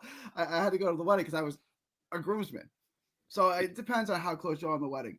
Jake Quest goes, any money Jake gets from the after show goes to the bride and groom. Yeah, I got to pay for the wedding gift, Gary. I got to do the post-game show. It's your job. Weddings ain't cheap. They're not. Especially at the black tie wedding. I guess you got to come with the bag. You said it's out east too? It's Eastern Long Island? Yeah, it's literally logistically, this is one of the bigger pains in the asses I'll deal with all year, but no one tell the bride and groom that. I don't need to get him back to them. I got married in May. Not a lot of sports going on.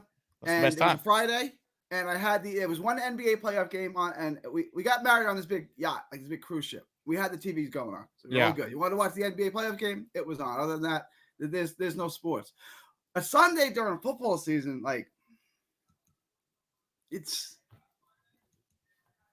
tough, man. Like, and everyone's gonna be looking at their phone. The whole time during the wedding, everyone's gonna be looking at their phone. Did the Giants play at 4? Or no, they play Thursday, so at least it's not a problem. That's right. They play the Cowboys, right? Yes, they play the Cowboys. All right. And as far as the Jets, I think this game is tailor-made for us. If we blitz like we did last week, and you get on that rookie quarterback, I think you're going to have a field day. I think it's going to be like a 3-interception game. Like, I think the Jets are going to score it. I see like a 27-10 type of game. Like, just get on the quarterback, make him make bad decisions. So you think Bo Nix is going to like poop his pants? I think Bo Nix is going to have a Zach Wilson type performance. Like, it's going to be bad. Like, you just put pressure on him, just blitz him, make him uncomfortable, and make him make bad decisions. I think he's going to throw 3 picks. I have a suggestion for Bo Nix. He should use a Tushy bidet, baby. You know it, Gary. I know it. We all know it. Promo code Asman will save you 10% on your brand new bidet from Hello Tushy. You go to hellotushy.com, promo code Asman, and clean your butthole, especially you, Bo Nix, after the Jets defense eats you alive for 60 minutes. Continue. I got to ask, is this the correlation between Tushy and you, is it just your last name, or does Tushy see some kind of link between Jet fans and Baudet? Are you saying because our team is typically asked that Tushy then reached out to sponsor the channel? Is that I mean, it makes sense.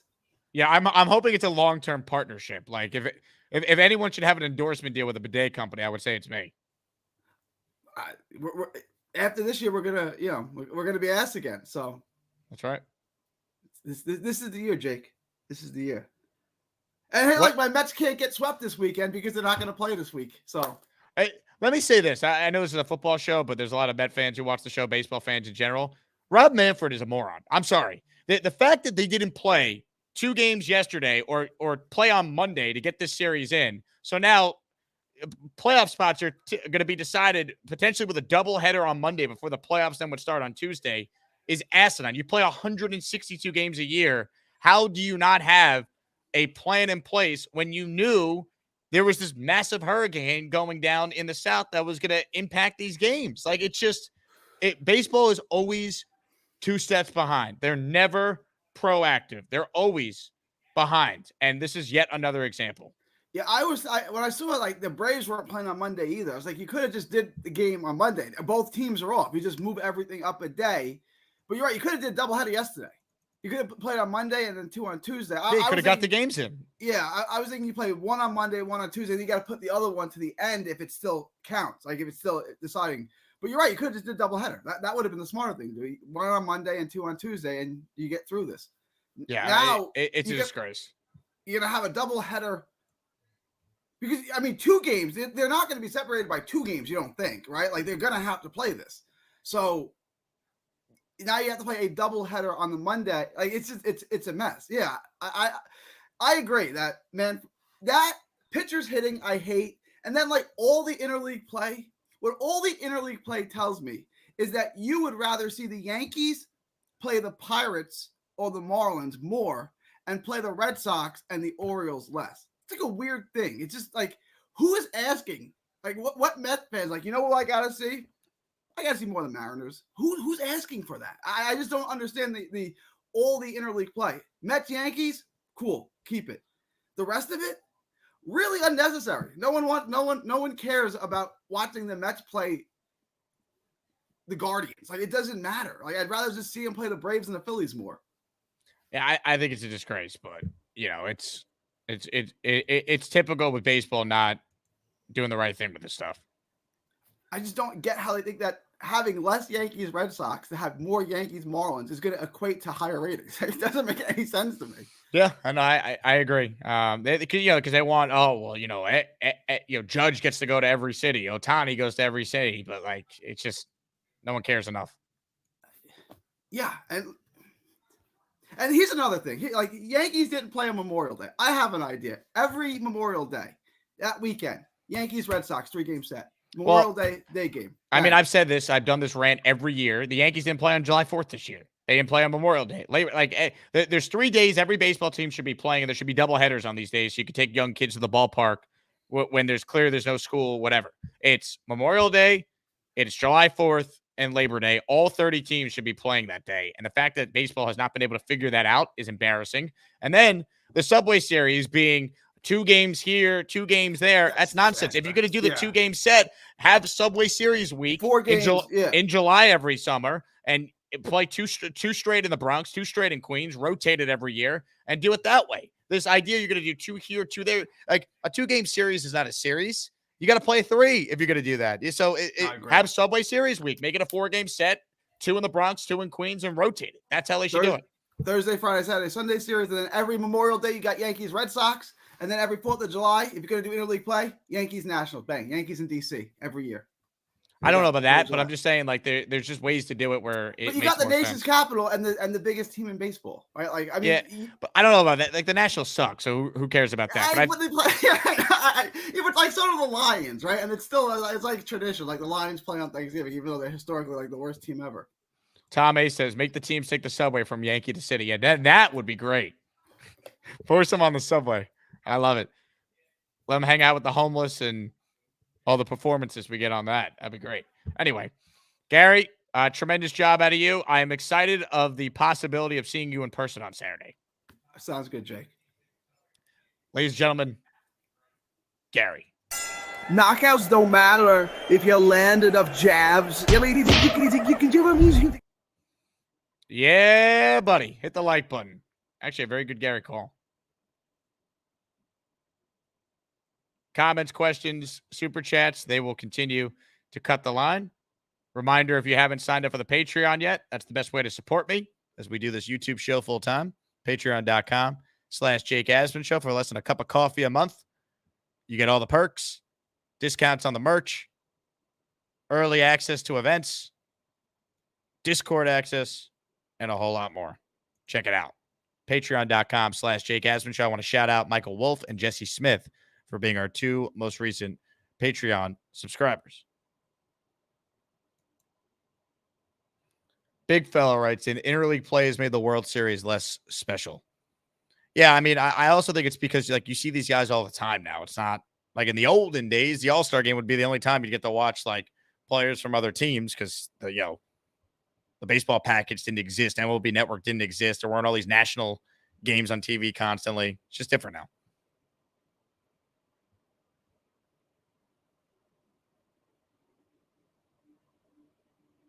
Rick Kent says, Gary making a lot of sense today. He's not wrong.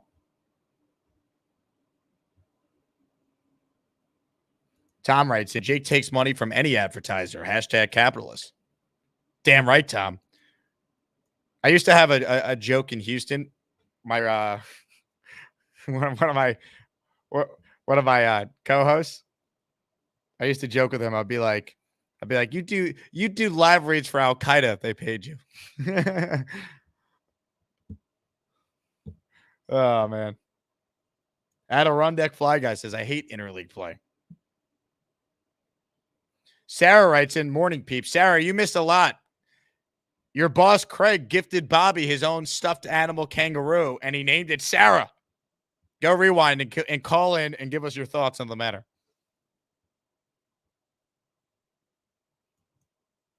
David says, how was your Bronx experience yesterday? It was good. I want to thank Chef Nico, who's an Asmaniac, for the awesome seats last night. We had great seats. We had free food and drink in the Audi clubs. So the experience was great. The game wasn't fun, other than the Judge home run. 56, which is crazy. Hopefully the Yankees win tonight, just clinch the division. Nick Shine in the house. Saturday, we reunite for a Jets chant. Jake's going up. Nick, I'll get on your shoulders again if I must. All right? It's an honor and a privilege every time I get to ride on Nick Shine's shoulders. It's Jets, Jets. I love Fireman Ed, too. It's happening. It's going down. Hennessy says, where is Allen? You think that scoundrel will show up here? I bet he still watches all the shows, but he just hasn't commented yet. But he will. It's coming.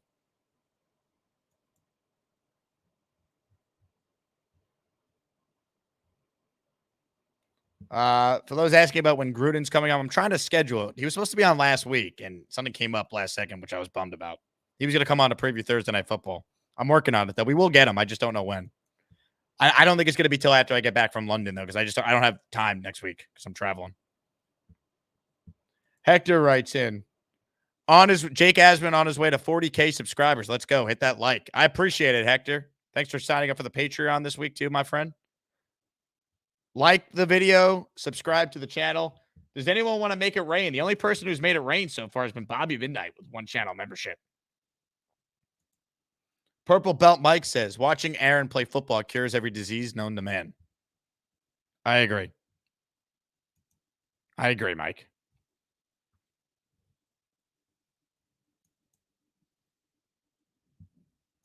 Snowball writes in, I think this is the week Corley and Rucker get highlighted. I don't know about Corley. I feel like it's going to be like post-bye week. We start to see him emerge. I think Mike Williams has a big game because I think Surtain will be on Garrett a lot. And I think they really get Mike Williams going this week.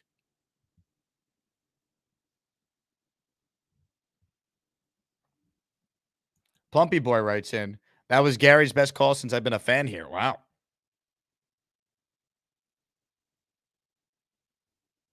Plumpy Boy says, but I'm a big Gary guy.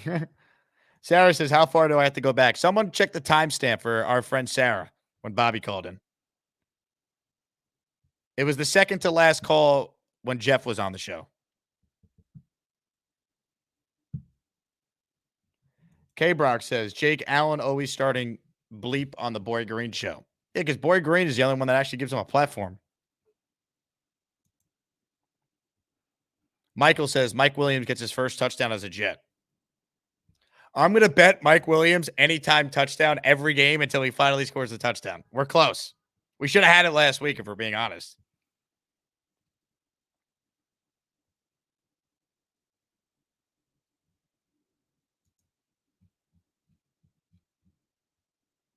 Rick Kent writes in, I heard Chef, wrong one. Hold on. Michael says, why can't I find the comment? Oh, here it's from Rick. Here we go. I heard Chef Kevin go off on Allen on Boy Green's show this morning. Shout out to Chef Kevin. Metro Funny with a super chat. I can't do channel memberships, but you can for me, Jake. Metro Funny, I appreciate the super chat, man. Bang! Let's get the membership on your behalf right now. Stand by. Comments, questions, super chats. We'll continue to cut the line. We'll wrap up here shortly if no one calls in. JJ wrote no call in. Did I not pin the link? Is that why there's no one on hold? I guess that's on me. Hold on. I'm pinning the link. I'll stay on here. I got a little more time. First show today was only an hour and change because kind of slow. All right, JJ, I just posted the call on link. Your call's probably going to stink, though, because your phone sucks.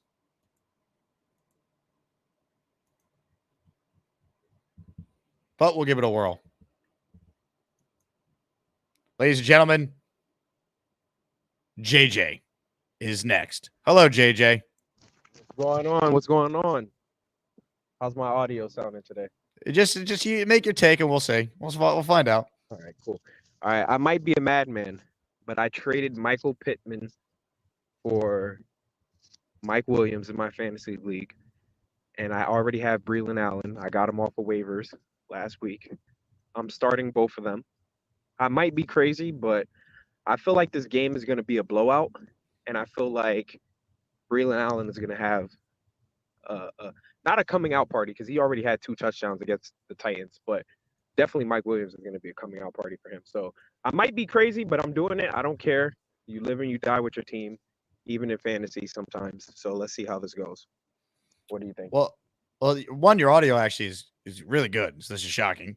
2, look, I think Allen, it's tough to say start him because he's so game to game, right? Like, I don't know. We don't really know his role game to game, like how run oriented they're going to be. Is he going to score a touchdown? Because that's really his value, right? Like around the goal line, you think he'd get a lot of opportunities to score a touchdown. But as far as Mike Williams goes, like I do see him breaking out. Like I think he's going to have a big game coming up here. Well, I don't really have good running backs on my team. I have Jonathan Taylor, and then that's it. Like the rest of my running back room is like a wash. I have like Justice Hill, and it's a wash. So I really, it makes no difference.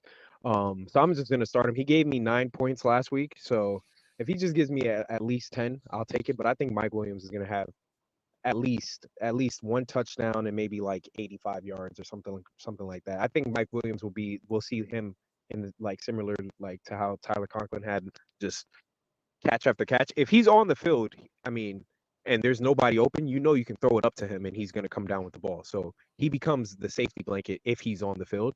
So I'm just I don't know, but I'm also a huge Mike Williams fan, so I'm biased. That's why I was calling in the other day, and I was like, I don't really think we need Devontae Adams because, I mean, what are you going to do? Like, if you get Devontae Adams, you got to trade one of, like, Alan Lazard or Mike Williams. You can't have all 4 of those wide receivers, and then Jeremy Rucker and Tyler Conklin and Breland Allen, Breece Hall. Like, there's only one football. And first off, Breland Allen's a rookie. I'm not worried about Jeremy Ruckert. He's a backup tight end. Conklin's not a nice player, but if you have Devontae, you put him on the outside, you put Mike Williams on the outside, you put Garrett Wilson in the slot. Good luck. The Jets are going to score 35 points every game. And then where does where does Alan Lazard go? He's playing good. I'm sorry, he's playing. He's playing good because of Aaron Rodgers. Devontae takes his offense to a different level. Lazard is what he is. He is a solid possession receiver who is still probably overpaid for what his contract is. But I'm not worried about Alan Lazard. Alan Lazard will take a back seat to Devontae Adams, who he's been teammates with before. Alan Lazard gets it. No, I get that, but hear me out. This is what I'm saying. I want my point to be clear. I'm not saying we don't need him because we have these guys. I'm saying if we get him, then we need to get rid of one of these guys because then it's just too many people. Like, you don't want. Oh, what if one gets hurt? Have depth. Why not? True. Okay. Mike Williams has an injury history. You ain't wrong there. All right. I like that. We can keep him for a safety blanket. I don't know if that's going to work, but okay. This sounds like a good problem to have. We have too many weapons. Yeah. Oh my God, what are we going to do? No, that's a good problem to have. I just don't, egos, and I don't think Devontae Adams is an ego guy. So that's why you have the Hall of Fame. Did the Bucs have too many weapons when they went and added AB and then brought in Gronk when they already had Mike Evans and Chris Godwin? No, Tom Brady was the one policing everything. It's the same thing with Rodgers. Yeah, until AB went crazy. But that was after they already won the Super Bowl, and you could blame the Jets for AB going crazy. AB couldn't handle the Jet 2021 defense that day, baby. He was giving who was it? That cornerback that we used to have, Bryce Hall. He was giving him the business until he decided to take off his clothes and running crazy on the sideline. But I digress. Last point that I wanted to make, man, we got to just get rid of this Hassan Reddick hope. He's never going to play for us. I think that we should just trade and see whatever we can get from him. I don't know if the speculations are true about other teams were interested with him. They just didn't want to. They're willing to pay him. They just weren't willing to trade the Eagles any good draft stock. Is that true, or I'm not buying that? Story? I'm not buying that because think about it. Any team could have had him, and the compensation was a 3rd-round pick 3 drafts from now. Like he went for nothing. But they were saying that what they said was no one was even willing to trade the Eagles because of the situation. So because he wants a contract, and no one wants to give him the contract he wants. So you think if let's just say like anything happens, we're just gonna have to sit here and see if he shows up until the end of the year because he's not showing up. No, I don't think he has any trade value. I said it to Jeff Parles earlier. My new take is that I think it's more likely Devontae Adams plays for the Jets than Hassan Reddick does this year. I just think Reddick's a moron. Yeah, I think it's more likely JJ Reddick plays for the Jets than Hassan Reddick at this point. But all right, peace. JJ, not a terrible call by you. The Jets might actually be good if JJ's 1, his reception's not trash, and 2, the takes don't pain the chat. Things are turning around here, man. Plumpy Boy, the first to truly make it rain. It's Jets, Jets. I love Fireman Ed too. 5 memberships have been gifted by Plumpy Boy, and that's BOI. Spell it correctly, people. AD83, Gangrene, Marcus Alfonso, Don Reck, Cashmere Black. You are all channel members. Plumpy Boy, thanks for tonight's Chipotle. I appreciate it. After YouTube gets their cut for the $25 you just spent, there should be $17 left over there for me to go get a fat Chipotle bowl as I watch the Yankees try and clinch a division tonight. Ladies and gentlemen, more of your calls right now. Let's say hello to Indomable, who's on the line. Hello, Indomable. Jag, what's up? What's going on, man? Cliver ruined the night for us last night, man. Damn. Hopefully we do it tonight. They better, I mean, they got Cole going tomorrow, which is nice, but it'd just be nice to get it out of the way tonight. 2 points real quick. Once Devontae come to us, man, Alan Lazard is going to become the de facto Gatorade boy, man. I don't know why people are worrying who's going to go where. Having Devontae Adams is going to take this offense, man, to a whole another level. So we shouldn't be worrying about that. The second thing is that the Broncos game, just like I told you against the Patriots, we need to start fast. I don't want to see no 14-10 game at halftime and letting Bo Nix running around. We should just get ahead at least 2 touchdowns to make him throw the ball and try to beat us through the air, not doing little scrambles here and there, So these teams that are inferior than us, we need to just come out fast on both sides of the ball and play solid special teams as always with Coach Boyer. So it's not a trap game, but I have a feeling that we have to start fast. and win the game convincingly. Thank you, Jay. Yeah, I agree with you with starting fast. Obviously, it's easier said than done, but if they do start fast, they should blow them out. And I gave a stat earlier that Rich Cimini uncovered. It's really remarkable. Aaron Rodgers is 13-0 in home games following at least 9 days rest. That's the best in the history of the NFL since 1950. His stats in those 13 games, 32 touchdowns, 8 interceptions,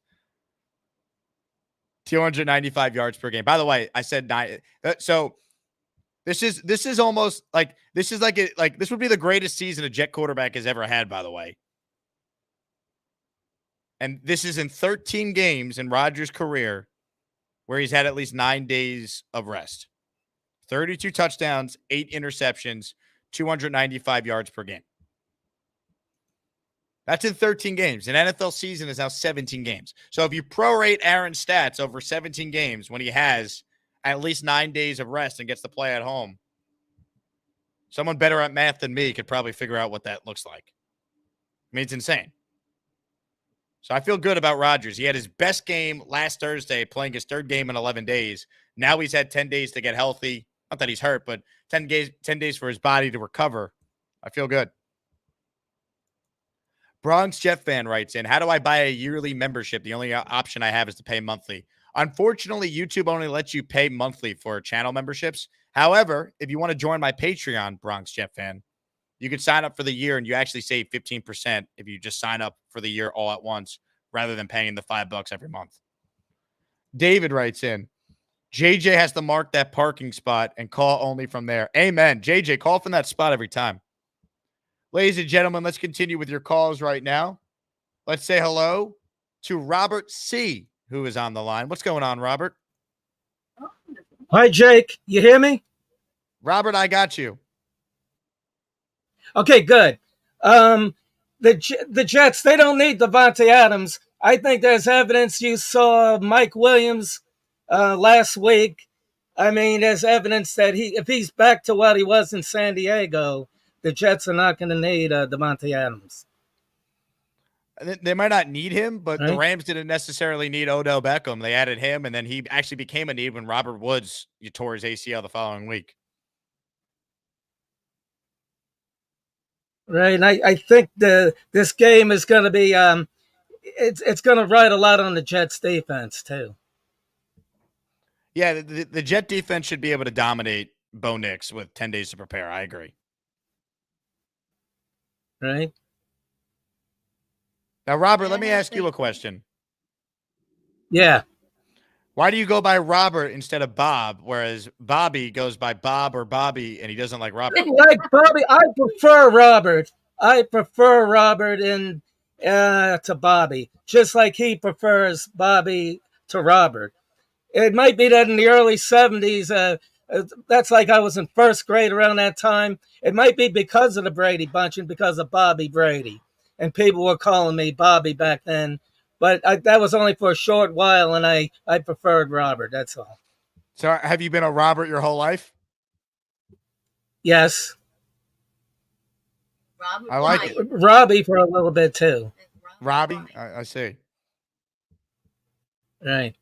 It's Robert Bryant. Is that your wife behind you there? Yeah. Hi, Tammy. Hi, Jake. Hi, Tammy. How are are you? you? Nice to meet you. I'm good. How are you? All right. I'm doing pretty good. I see you figured out how to get Robert's camera to work with the internet here. Yeah, this is my computer actually. I see. It does work a lot better We saw it than on Bobby's foggy- show last night. Better man. than those foggy phones do work, doesn't it? Is that a Christmas tree behind you? What month are we in? Yes, Yeah, it everybody's is. talking about it. Colin said something about Christmas ornaments coming in the merchandise store. That would be news to me, but I guess I'll ask her. Yeah. But yeah, what it was is I was real bad off sick in the bed, Jake, and the tree just got left up a little bit longer because I was so bad off. And We leave it up all year. Robert was supposed to actually take it down, and he never got to it. Well, at this point, you're better off just leaving I it think up. you got to look out for Minnesota too, Jake, and you're going out to London. I'm a little afraid of Minnesota. Might be the toughest game they're going to have all year. I mean, they beat Jets have a better record than San Francisco, too. Yeah, I think Buffalo will probably be their toughest game. The game in Buffalo late in the year, but I mean, Minnesota's a challenging game. Darnold's playing well. They're well coached. Brian Flores is a heck of a defensive coordinator. So yeah, it's not going to be easy. I think the Jets will still win, but it's not going to be easy. Okay, all right, Jake. Robert, Tammy, all the love. Excellent job. Thank you so much. All right. Well, we'll see you later, Jake. You got it. Merry Christmas. Oh my God. That was great. I think I saw Tom Ace. He's the committee chair for seeding the Asmaniac March Madness bracket. Robert C is making a run, folks. Tom, what seed would you put Robert right now? He doesn't call a ton, but when he does, it's electric every time. Every time. Robert C is an electric caller. I think those are my favorite kind of calls. Like they don't happen often, but when they do, they're amazing. Like Robert C is one of my favorite callers. Jay Quest says, I think Robert C versus Bobby might be an upset. You can't do that round one. Robert C is not a 16 seed. Bobby's a 1 seed in my mind.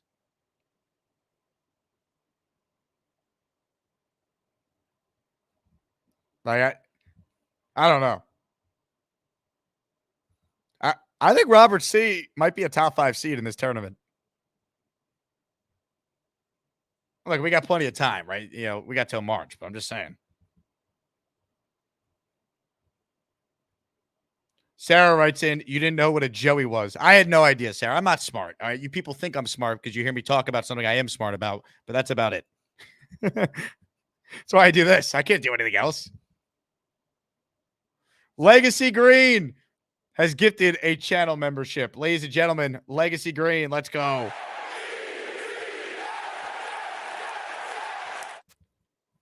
W. Charles is the recipient of the membership. Let's go. Congratulations. Tom Ace writes in, Robert C. was electric last night on Bobby's show, but this was a statement game right here, and he's primed for a tourney run. Look, obviously Bobby's show, it matters, right? But Bobby's show is the NIT, all right? We're the NCAA tournament on this show.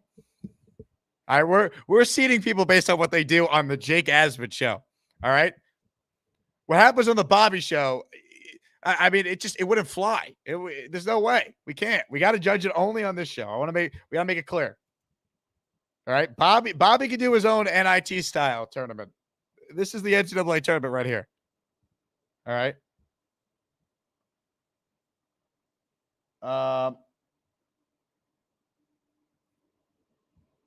Also, I got quite the treat for you guys from Gator right now. So, ladies and gentlemen, this was the first ever Robert C. call that really got this. I don't even want to call it a Cinderella run anymore. I mean, Robert C. might be a blue blood program. Ladies and gentlemen, joining us right now is someone with the greatest camera quality you will ever see. Robert C. is up next. Hello, Robert. So I try to pull up your channel on YouTube. What the Jets need to do is win. Robert, thank you for the call. I don't know if that's your camera, if you're hanging out with Weed the People, if you're in a sauna, but that was great. That's where it all began, man. Unreal. Sarah writes in, Jakey boy, come to Australia. I'll educate you. I don't know, Sarah. I think you're the one who has to come to the U.S. I mean, Craig basically lives here now. How come he couldn't just sneak into a suitcase? I do want to get down to Australia at some point, but I don't know when that will be. I'm finally crossing, London off my list, England. Sean Snow writes in, she wants to take you down under. Sean? Hold on. Computer's a little slow here. Hold on. There it is. I like good-looking chicks in that film. Wow. Bobby. Oh, yeah, baby. Things are about to get crazy here on the Jake Asman Show. Calm your freaky down. Sometimes we try, but that freaky just take us over. Give him some of your loving voice. Oh yeah, hide them kids. Again, leave your damn freaky down. Too sexy. you gotta chill, man.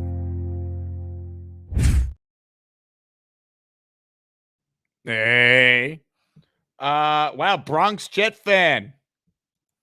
Just did it the old-fashioned way. Became a YouTube channel member in Asmaniac by just signing up. Bang! Bang! Love it. Thank you, Bronx Jet fan. I appreciate you. Clancy says, Jake, I'm trying to get my membership back. I'll gift a few for that super chat Metro gave you. Oh, that's right. We got distracted. I was gonna gift a couple memberships after Metro gifted. Thank you for the reminder. Hold on. If only you guys knew how difficult it was to do all this. Like trying to do the show, have the StreamYard running, and then because StreamYard doesn't let me gift memberships from the platform, so then I gotta pull up the YouTube show that you're all watching on my other monitor here, and it's just, it'd be great if we could gift from iPhones, because then I wouldn't need any of this. But I digress. Stand by. We're gifting some memberships here. Hopefully Clancy gets one. That'd be great. Ladies and gentlemen, a membership has just been gifted to Clancy. Boom! That's how it's done, folks. You want something done right, you do it yourself.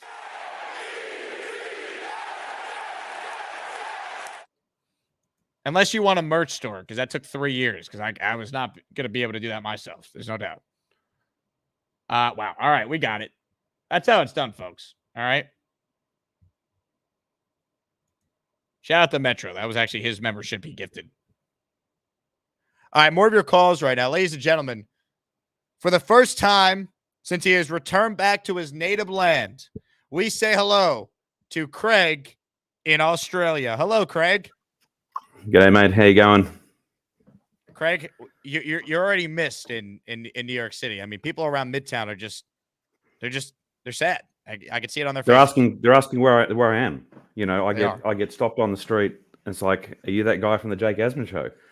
And I go, well, I'm one of many, as it turns out. It's crazy. But I had this on me. How many boomerangs did you give out to people? Everywhere I go in Midtown now, people are just throwing boomerangs everywhere. All right, there's 3 different sizes of boomerang, and the top tier people get that one. They get the big one, you see. But then I had the boomerang key ring. So there's a bit of a tier system. I don't want to be should play favorites. It's not like that in any way at all. But and of course Bobby had to have his kangaroo. It didn't occur to me for a nanosecond that he would call it Sarah. So I'm questioning my life choices at this point, because this is all I'm going to hear about, and I'm sure she's in there. What's that? Make me a coffee. I'll be there soon. This is how my employees talk to me. Unbelievable, But it was the most incredible trip. It's always the most incredible trip. And Mrs. Craig and I, all we think about is how can we move to the USA? What do we have to do? Be based in New York, but travel around and meet people and go to away games and things like that. So we're very sad to be home. That's just how it is. Thank you so much for the tailgate. Bring all these people together so we can meet them all in one place. Things like that. Craig, you were a big hit at that tailgate. It was great. I had so many people be like, "That's Craig in Australia." They were coming up to me, and then they recognized you over. I'm like, "Yeah, that's him. Go say hi." We were looking for L5, and I could see the L5 sign, but I couldn't figure out who was where. And from way in the distance, I hear Craig, and it was Jay Quest. It was unbelievable. So it'd be impossible to list all the people that I met without forgetting a few. But goes without saying, V-Man was a highlight. I think that cigar he had was bigger than him, as best as I can tell. It was. You're right about that. He is. He's an incredible human being. So I'll be up at 2:30 a.m. for the Broncos, and I just want to see Wilson end up out there, and I want to see McDonald sack him 6 times. That's really all I want to see, and I wish that I was there. So planning our next trip at this rate probably be 12 months, sadly, because I've got the US again in May for Vegas. So I'll be hitting you up for Circa, because that's where I'm going to stay. I love it. I will make sure they treat you like the king that you are, Craig, at Circa. All right. You want to go, you want a cabana at Stadium Swim, you want a VIP booth in the sports book. We're gonna make sure they take care of you and whoever you're with. Mate, I'm not even king of my own house, let alone my own office. But I'm happy to be king of Circa for a few days. So yeah. But anyway, you got much planned for the rest of the week? What's going on? Just doing the show, man, and Working. Yeah, just working, and we got the the Talking Jets meetup I'm appearing at on Saturday, so it'll be good. Hopefully, a Jet win on Sunday. That sounds so awesome. Now, Craig, what do you mean? Hopefully, well, there will be a win on Sunday. I mean, come on now. We have Aaron Rodgers at quarterback. It'll be demolition. How about the fact you got this? You probably got to see the greatest quarterback performance by a Jet in at least 20 years. At least, no question about it. It was clinical. It was surgical. And what have we been saying for the last few years? We have the weapons. And look what happened with an MVP level QB. We had 8 receivers. That's how good it was because they're all there. They're all there. They just needed the guy to throw to them. Even Alan Lazard, mate, who I've always liked to have to say, apart from last year, reborn. Who is this guy? And him giving Rodgers the ball and the look on Rodgers' face, after the touchdown, because he knew it's his friend. He knew his friend had struggled the year before, things like that. He was so happy for him. He's such a great guy, as on top of everything. And we got up really close to him, probably about 15 yards away at the beginning of before the game, and he's just out there just throwing the ball like that. You know what I mean? Like it's nothing. And it was an amazing thing to be up close to. Something we don't get over here, I guess is what I'm saying. Craig, I have quite the surprise for you because what I see on hold right now on my screen is a kangaroo bobbing his head up and down, up and down. Hi, Craig. Thank you for the kangaroos. This is Sarah. Hello. Hey, Bobby, and think about it. Hat too. I love the Think hat. about it for a minute. You've got 2 kangaroos. So the Joey, now you can't call the Joey Henry. Don't do it to me. No, I'll call it Austin. How's that? Oh, he'd love that. He's one of your biggest fans. I'll have you know. Yeah.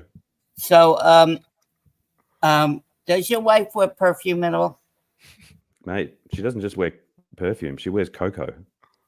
As in Coco Chanel. I smell cocoa on this, I'm telling you. Really? Yeah, it smells like perfume. Bobby, I think you're getting a bit too close to this kangaroo already. No. You could I smelled when it came out of the box. When it came out of the box, it smelled like perfume on it. Yeah, Michael said thank you for the hat too. Michael said thank you for the hat. Good stuff. Good stuff. So it had to be an Adelaide hat. We wanted you to be as close to us as possible since we couldn't get to you. I like it too. I like the back of it too. It's nice. It's like not the ones with the buttons in it. It's like Velcro. No. It's a Velcro. No, it's got to be decent. And Mrs. Craig doesn't buy any crap. I'm telling you. No, tell Mrs. She organizes Craig, everything. Tell Mrs. She'll be Craig, wrapped up later on this morning when she's around the house. She'll replay this on our main screen TV. I love her too. I love your family. I love all your kids. I love your dog. She said she missed you. Cat. I love you. It was going to be a highlight to meet you. For all of us. Not to mention the launcher, even the naked cowboy. I spoke to him about it, and no naked cowboy. Get that out of. I saw him when he looks like. I don't want to wear that either. Times Square either. Oh, look at me! If I wore that, everybody run away. Sarah, I don't know if you're aware of this. There's a naked cowgirl. Oh, she's going to Vegas, is she? I'm going to have to shut the business down for 2 weeks. Yeah, come on, take her so she could come next year, 2026, 25. America will never be the same again. And guess who's coming in 2026 to meet Craig? Alan, actually. Alan's coming to visit in 2026. So the next person to have proof of life of Alan might be me. Well, no, he goes on shows. But does he call in? I thought he chats. He chats a lot. Yep, he chats. Bobby, what are you doing with the kangaroo right now? You're just shaking it? He's jumping up and down. How is she? She loves Craig. Oh, okay. Hello, Sarah. Kangaroo is getting freaky. This is about all I I know know, at this point. freaky. Show us the Joey. Give us a close up of the Joey. Of Oh Henry. yeah, Joey's cute. Look at that Joey Look at right him. there. That's a Joey. Jake didn't know what a Joey was. We had to tell him. It's a baby Now, Jake, kangaroo. Jake, I've told the Rum House at the bottom of Yeah. the Hotel Edison to expect you. Okay, I will This be means there. Yes. The when Rum House. you need a quality venue with that's cozy but has live music but not loud, so you can still talk to whoever you're taking, whether it's Carly or otherwise. Go there.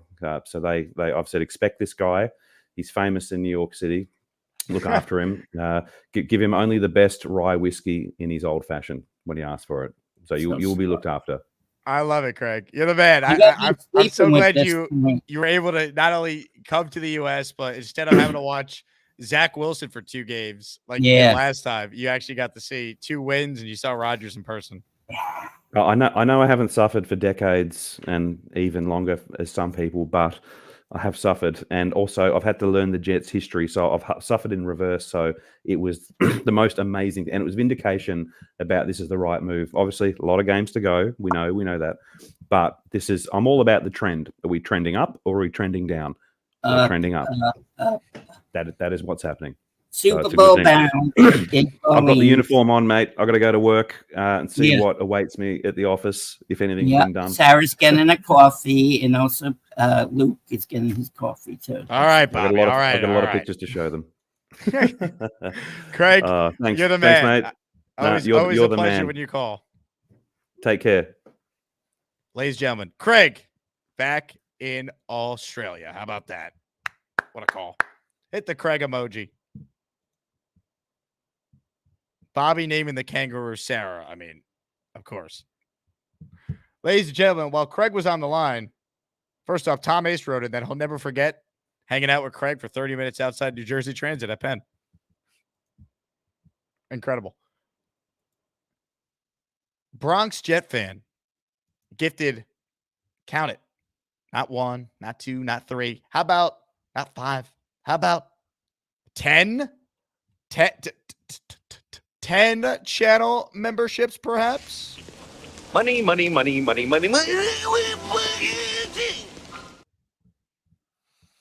right, it's time to read some names here, folks. Anderson Simpson, sorry, not sorry. Zach Miller, Derek Q, the P-word assassin, Darren McCullum, heavyweight, Chris Bragan, Ron G, Jay Mull.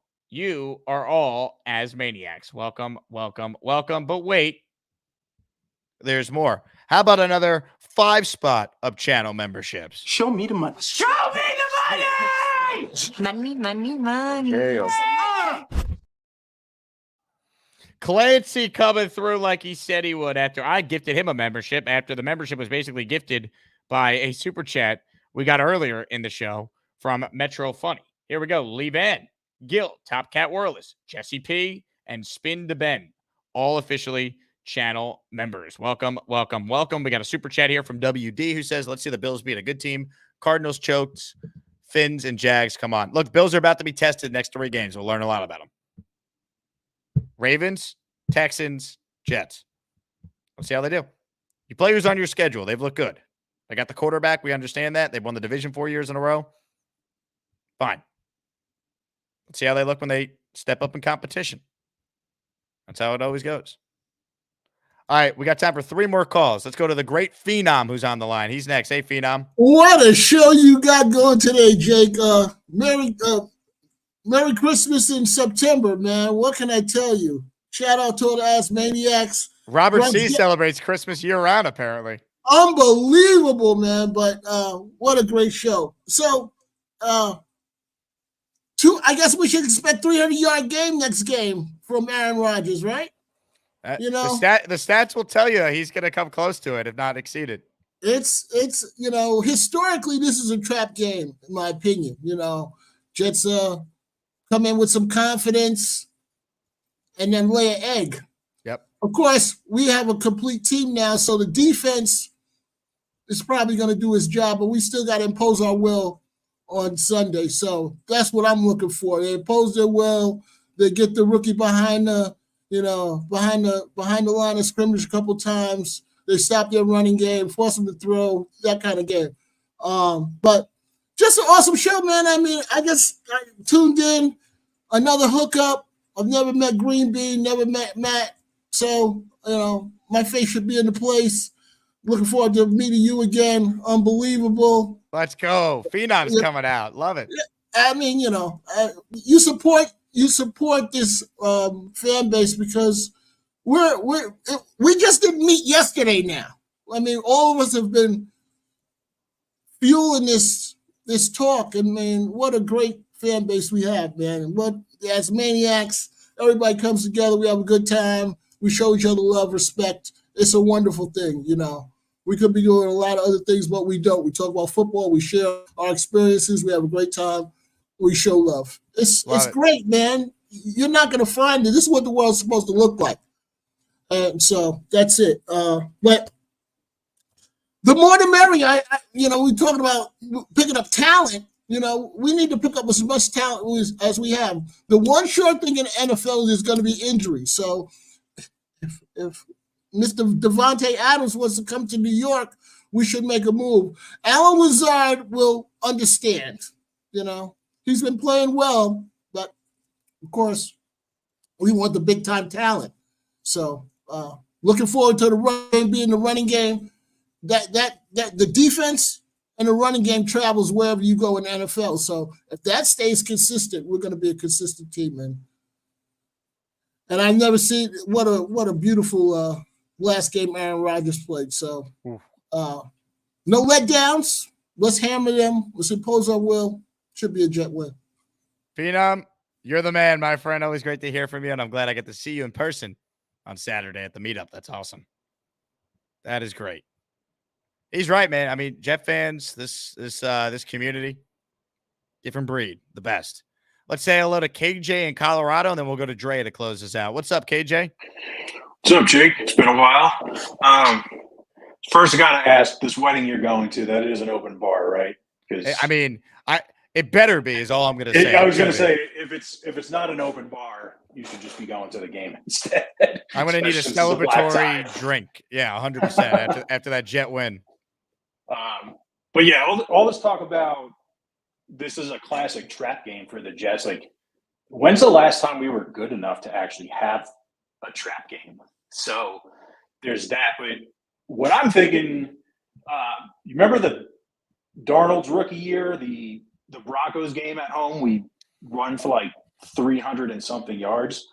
I'm thinking we're going to get that because, like you and Jeff were talking about earlier, they are a good pass defense. I'm not expecting this to be the breakout game for Garrett Wilson because of Surtain, but if they can get the two backs going, and that is the weakness of the Broncos, they could absolutely, in the second half, just start going off. I mean, 2 years in a row, we've had the big Breece Hall run, which I'd like to see more of throughout the season. It's like he only does it against the Broncos, but between the two of them just wearing them down, I think we could get a couple big home run hits from those guys, especially in the second half when it starts getting worn down. I completely expect this defense to just tee off on a rookie quarterback. I'm debating whether to go to a bar to watch this weekend just so I could gloat to all the Broncos fans because I've taken so much crap from them over the years, but usually I just stay home and watch it because I have the Sunday ticket. But I'm debating to go out, but I also don't want that one to come back and bite me and then they do choke this game away or something. But yeah, then another thing to point out, you brought up the stat with the Rodgers layoffs. Since we have another Thursday night game is the Texans, right? So Correct, we'll have yeah. another of those layoffs. I think the Cardinals game coming after that. So we'll have 3 times this year of Aaron Rodgers on that extra rest. So Is it? Yeah, see how that. I'll double check that for you. That sounds right, though, right? It goes. I think when you and Parles were talking about it, I looked it up. I think it's the Arizona game at home too. You're right. So, Yep. No, so it's Texans on Thursday night, Halloween, and then they play at the Cardinals. Oh, it's at the Cardinals. Okay. So it's not. So I wonder what the numbers would be on the road with that rest. I only have the home splits, but let's see. Well, they play Seattle though off the bye, and that's a home game. So you'll have it in that game on December 1st too. Okay. I didn't realize it was only his home game stats on rest. Correct. Yep. Just home games. Okay. Well, either way, it's nice. I try to think back of when I've seen quarterback play like that, and I can maybe go back to the end of 2002, which, by the way, I had that hat at some point. No idea where it is. Maybe my dad has it or something, but that's the only thing I could think of where I'd seen quarterback play like that was the end of 2002 when Pennington was just lighting up like the playoff game with the Colts, the Packers game, and then that road game against the Patriots. But other than that, it's like maybe a spurt under Favre. We had quarterback play like that, but it's been a long time. I mean, even Ryan Fitzpatrick year was not like what we were seeing last week. So it's unusual, but I'm going to enjoy it while it lasts. KJ, hopefully it lasts until February. Sign me up. Good to hear from you, my friend. KJ would call in a lot over the years. We haven't heard from him in a while. So Broncos week's got KJ in Colorado coming out. I love it. I'd watch at the bar, though. I'd want to rub it in all these Broncos fans' faces because I think the Jets are going to beat them pretty good. We'll see. Love it. Hit the like button after KJ's call. Ladies and gentlemen, one final call before we wrap today's program. We say hello to Dre. Hello, Dre. How you doing, Jake, my brother? This has been a wonderful season. I'm a little upset and disappointed because I didn't get to spend as much time with Craig at the tailgate as I would have liked. But Craig spent significant time with the missus, and it was real fun to watch the two gingers interact, from a distance. So that was pretty cool. But I wanted to call out your boy Bang Mateo because he's charging me with moving the goalposts, and I'm not coming back. I'm not backing off a 28 touchdown island. I refuse. So he said he wanted to bet something like that. $50, I believe, is what he said. Now, $50. Correct me if I'm wrong. That's 10 memberships, right? $50 is 10 memberships. Yes. All right, Bang Mateo, here you go. You want to bet that Garrett's going to have over 100 yards against Patrick Surtain? I'll take that bet. I tell you what, if he does get 100 over 100 yards receiving against Patrick Surtain in that game, because he's working with a mastermind, which is Rodgers, all of that, you will have to gift 10 memberships on the Jake Asman Show. Since you never spend any money, you never call in, all you do is hang out in the comments and troll. And you know what? If you can't put up that money, get your boy who takes, I forgot who it is. I think it's Mr. Reality, that he actually changed his name, and he's Dre 28 touchdown Island, or 28 touchdown Island Correa. You can put up 25, and then you can put up the 25, and I'll put up 50. So if Garrett is quote unquote shut down, meaning he had less than 100 yards, I will happily gift 10 memberships on the Jake Asman Show. So let's see what he got to say about that. Bang, I bet you'll be real quiet. Also, shout out to our boy KG in Colorado. Bro, you better go out in all of your jet gear and go straight to the closest bar. And I want you to represent for all the Jet fans that are probably getting high in Colorado, because weed is legal there too. So you go and you represent for us, and I guarantee you will be satisfied because we have Aaron effing Rodgers. Damn straight. That's what's up. And I really wish I could come down to the meetup. I mean, I'm seeing everybody get on there. Saw JJ had a good call, and JJ was actually pretty positive. I was like, I almost didn't know what to do with myself. I had to pull over because I was like, wait a minute, JJ's positive? Hold on. And Alan's not calling. You know why? Alan doesn't know how to be positive. He doesn't know what it's like to be a positive Jet fan.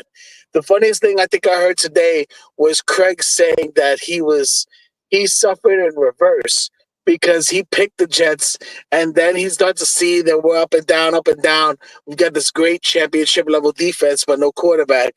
Then we get Aaron Rodgers, and then he goes back and looks at the history. He was like, wow, we really sucked for a long time. He probably looks at us, it's like, well, he's been trapped in Australia, wants to be in New York. If I hit if I hit the Powerball or the Mega Millions, I'm going to get Craig and his whole family and the whole company, Sarah too, everybody, and we're bringing them into the city. That's the first thing on the agenda. Then after that, I'm getting an Asmaniac suite at MetLife, and there's gonna be massage chairs there. And because my father can't sit, like he has really bad sciatica, so he can't sit in like the stadium seats and everything like that. And my biggest regret, I turn 50 next year. I have never gone to a live football game with my father. So not in Shea, not in Giant Stadium, none of that. So when it was like 2 years ago, I was like, Dad, I got these tickets. I want you to come meet me. I'm going to take you to the game. And he's like, I can't do the game because he can't sit. Like if we were going to stand there for a quarter, maybe, but I'm not paying tickets to sit and watch 15 minutes of football. Uh-oh. Well, that was a quick fade out. You're back. We're still live. All right, cool. Hang in there, phone. We only got a couple more points. Not like Neil. But yeah, no, I'm gonna get a suite. I'm gonna have chairs, and if you're an Asmaniac, unless you're Bang Mateo, you can't come. But but if all you have to be is an Asmaniac, so you gotta show the little sticker that you can give that you gave out. You gotta show a sticker, then we get you in the suite, no problem. Sign me up, Dre. I'm in. I'll see you there. All right, my brother. Listen, have fun at the wedding. Drink as much as you can. Have a drink for me. We are going to demolish the Broncos. That's right. And I'm saying a quiet, silent prayer for both Brees and AVT. I know we are saying it was a Denver thing, and I'm completely fine with that. But I just, you know what? They're going to come with different uniforms too, with the helmets or whatever.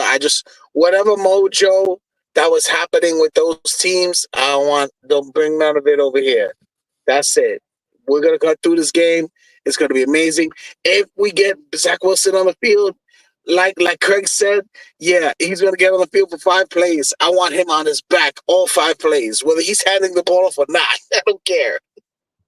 Dre, you're the man. Stay well, all You're right? the man, brother. All right, you too. Ladies and gentlemen, Dre, Broncos killer, Correa. What a program. What a time to be alive, folks. Elliot says, Jake, where can I see you on Sunday? My son's a big fan, and we will be in the building. I'm sorry, Elliot. I will not be able to make the game Sunday. I'll be at the next one, though. I'll be at the Bills game on Monday night.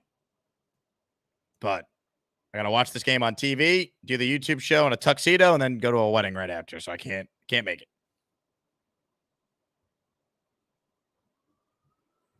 But if you need a place to tailgate, go to L5. They'll take care of you. Sarah says, I only came in at the end, but what a show, Jakey boy. Sarah, even though you weren't here for the whole thing, you were a huge part of the show. I mean, Bobby named a kangaroo after you. And you told me that you want to take me down under. So thank you for your contributions. You're one of the greats. Ladies and gentlemen, what a program it was. Hit the like button on your way out of here. More importantly, subscribe to the channel. We hit 38,000 subscribers last week. Let's get to 39, then 40, then 41. The show is free. So all you need to do is hit the subscribe button and you're ready to roll. My name is Jake Asman. If you're still watching after 2 hours and 18 minutes, you probably figured that out by now. Hope everyone has a great Wednesday. No Mets baseball tonight, but the Yankees can clinch with a win. So I'll be watching that. Have a good one, everybody. Go Jets. We're back tomorrow. Nick Faria joins us in his weekly spot on the show at 10 a.m. Eastern time. Enjoy your night. Go Jets. And ladies and gentlemen, I give you a live look at a fraud. Alan is back? Whoa! I didn't want to call, but I thought it was necessary today. I'm more of a comment guy than a call guy. There's a lot of Jet content creators and a lot of regular Jet callers. Chef Kevin, he's a nice guy. He hates 98% of my takes, but that's his prerogative. So yesterday he talked the kumbaya claim that everybody should trust Robert Saleh. Oh, Robert Saleh this and Robert Saleh that. To me, when I watch Robert Saleh, I see a guy who lacks head coaching instincts. Please do not talk to me and other Saleh haters. They are winning games in spite of this coach, okay? The pom-pom Jet fans, I know B-Mac, he's in his own universe. I think he's arguing with himself 90% of the time. I get a lot of the hate throughout a lot of these Jet contents because I speak the truth. This is a loser franchise. I'm sorry to say this to a lot of you pom-pom Jet fans. This team hasn't won shit in my lifetime or in, I'll say 90% of Jet fans who watch these shows lifetime. I will speak to you in about 2 months. There's Alan. Wow. He came and he went. I know Jake Asman is definitely going to see that today before his show.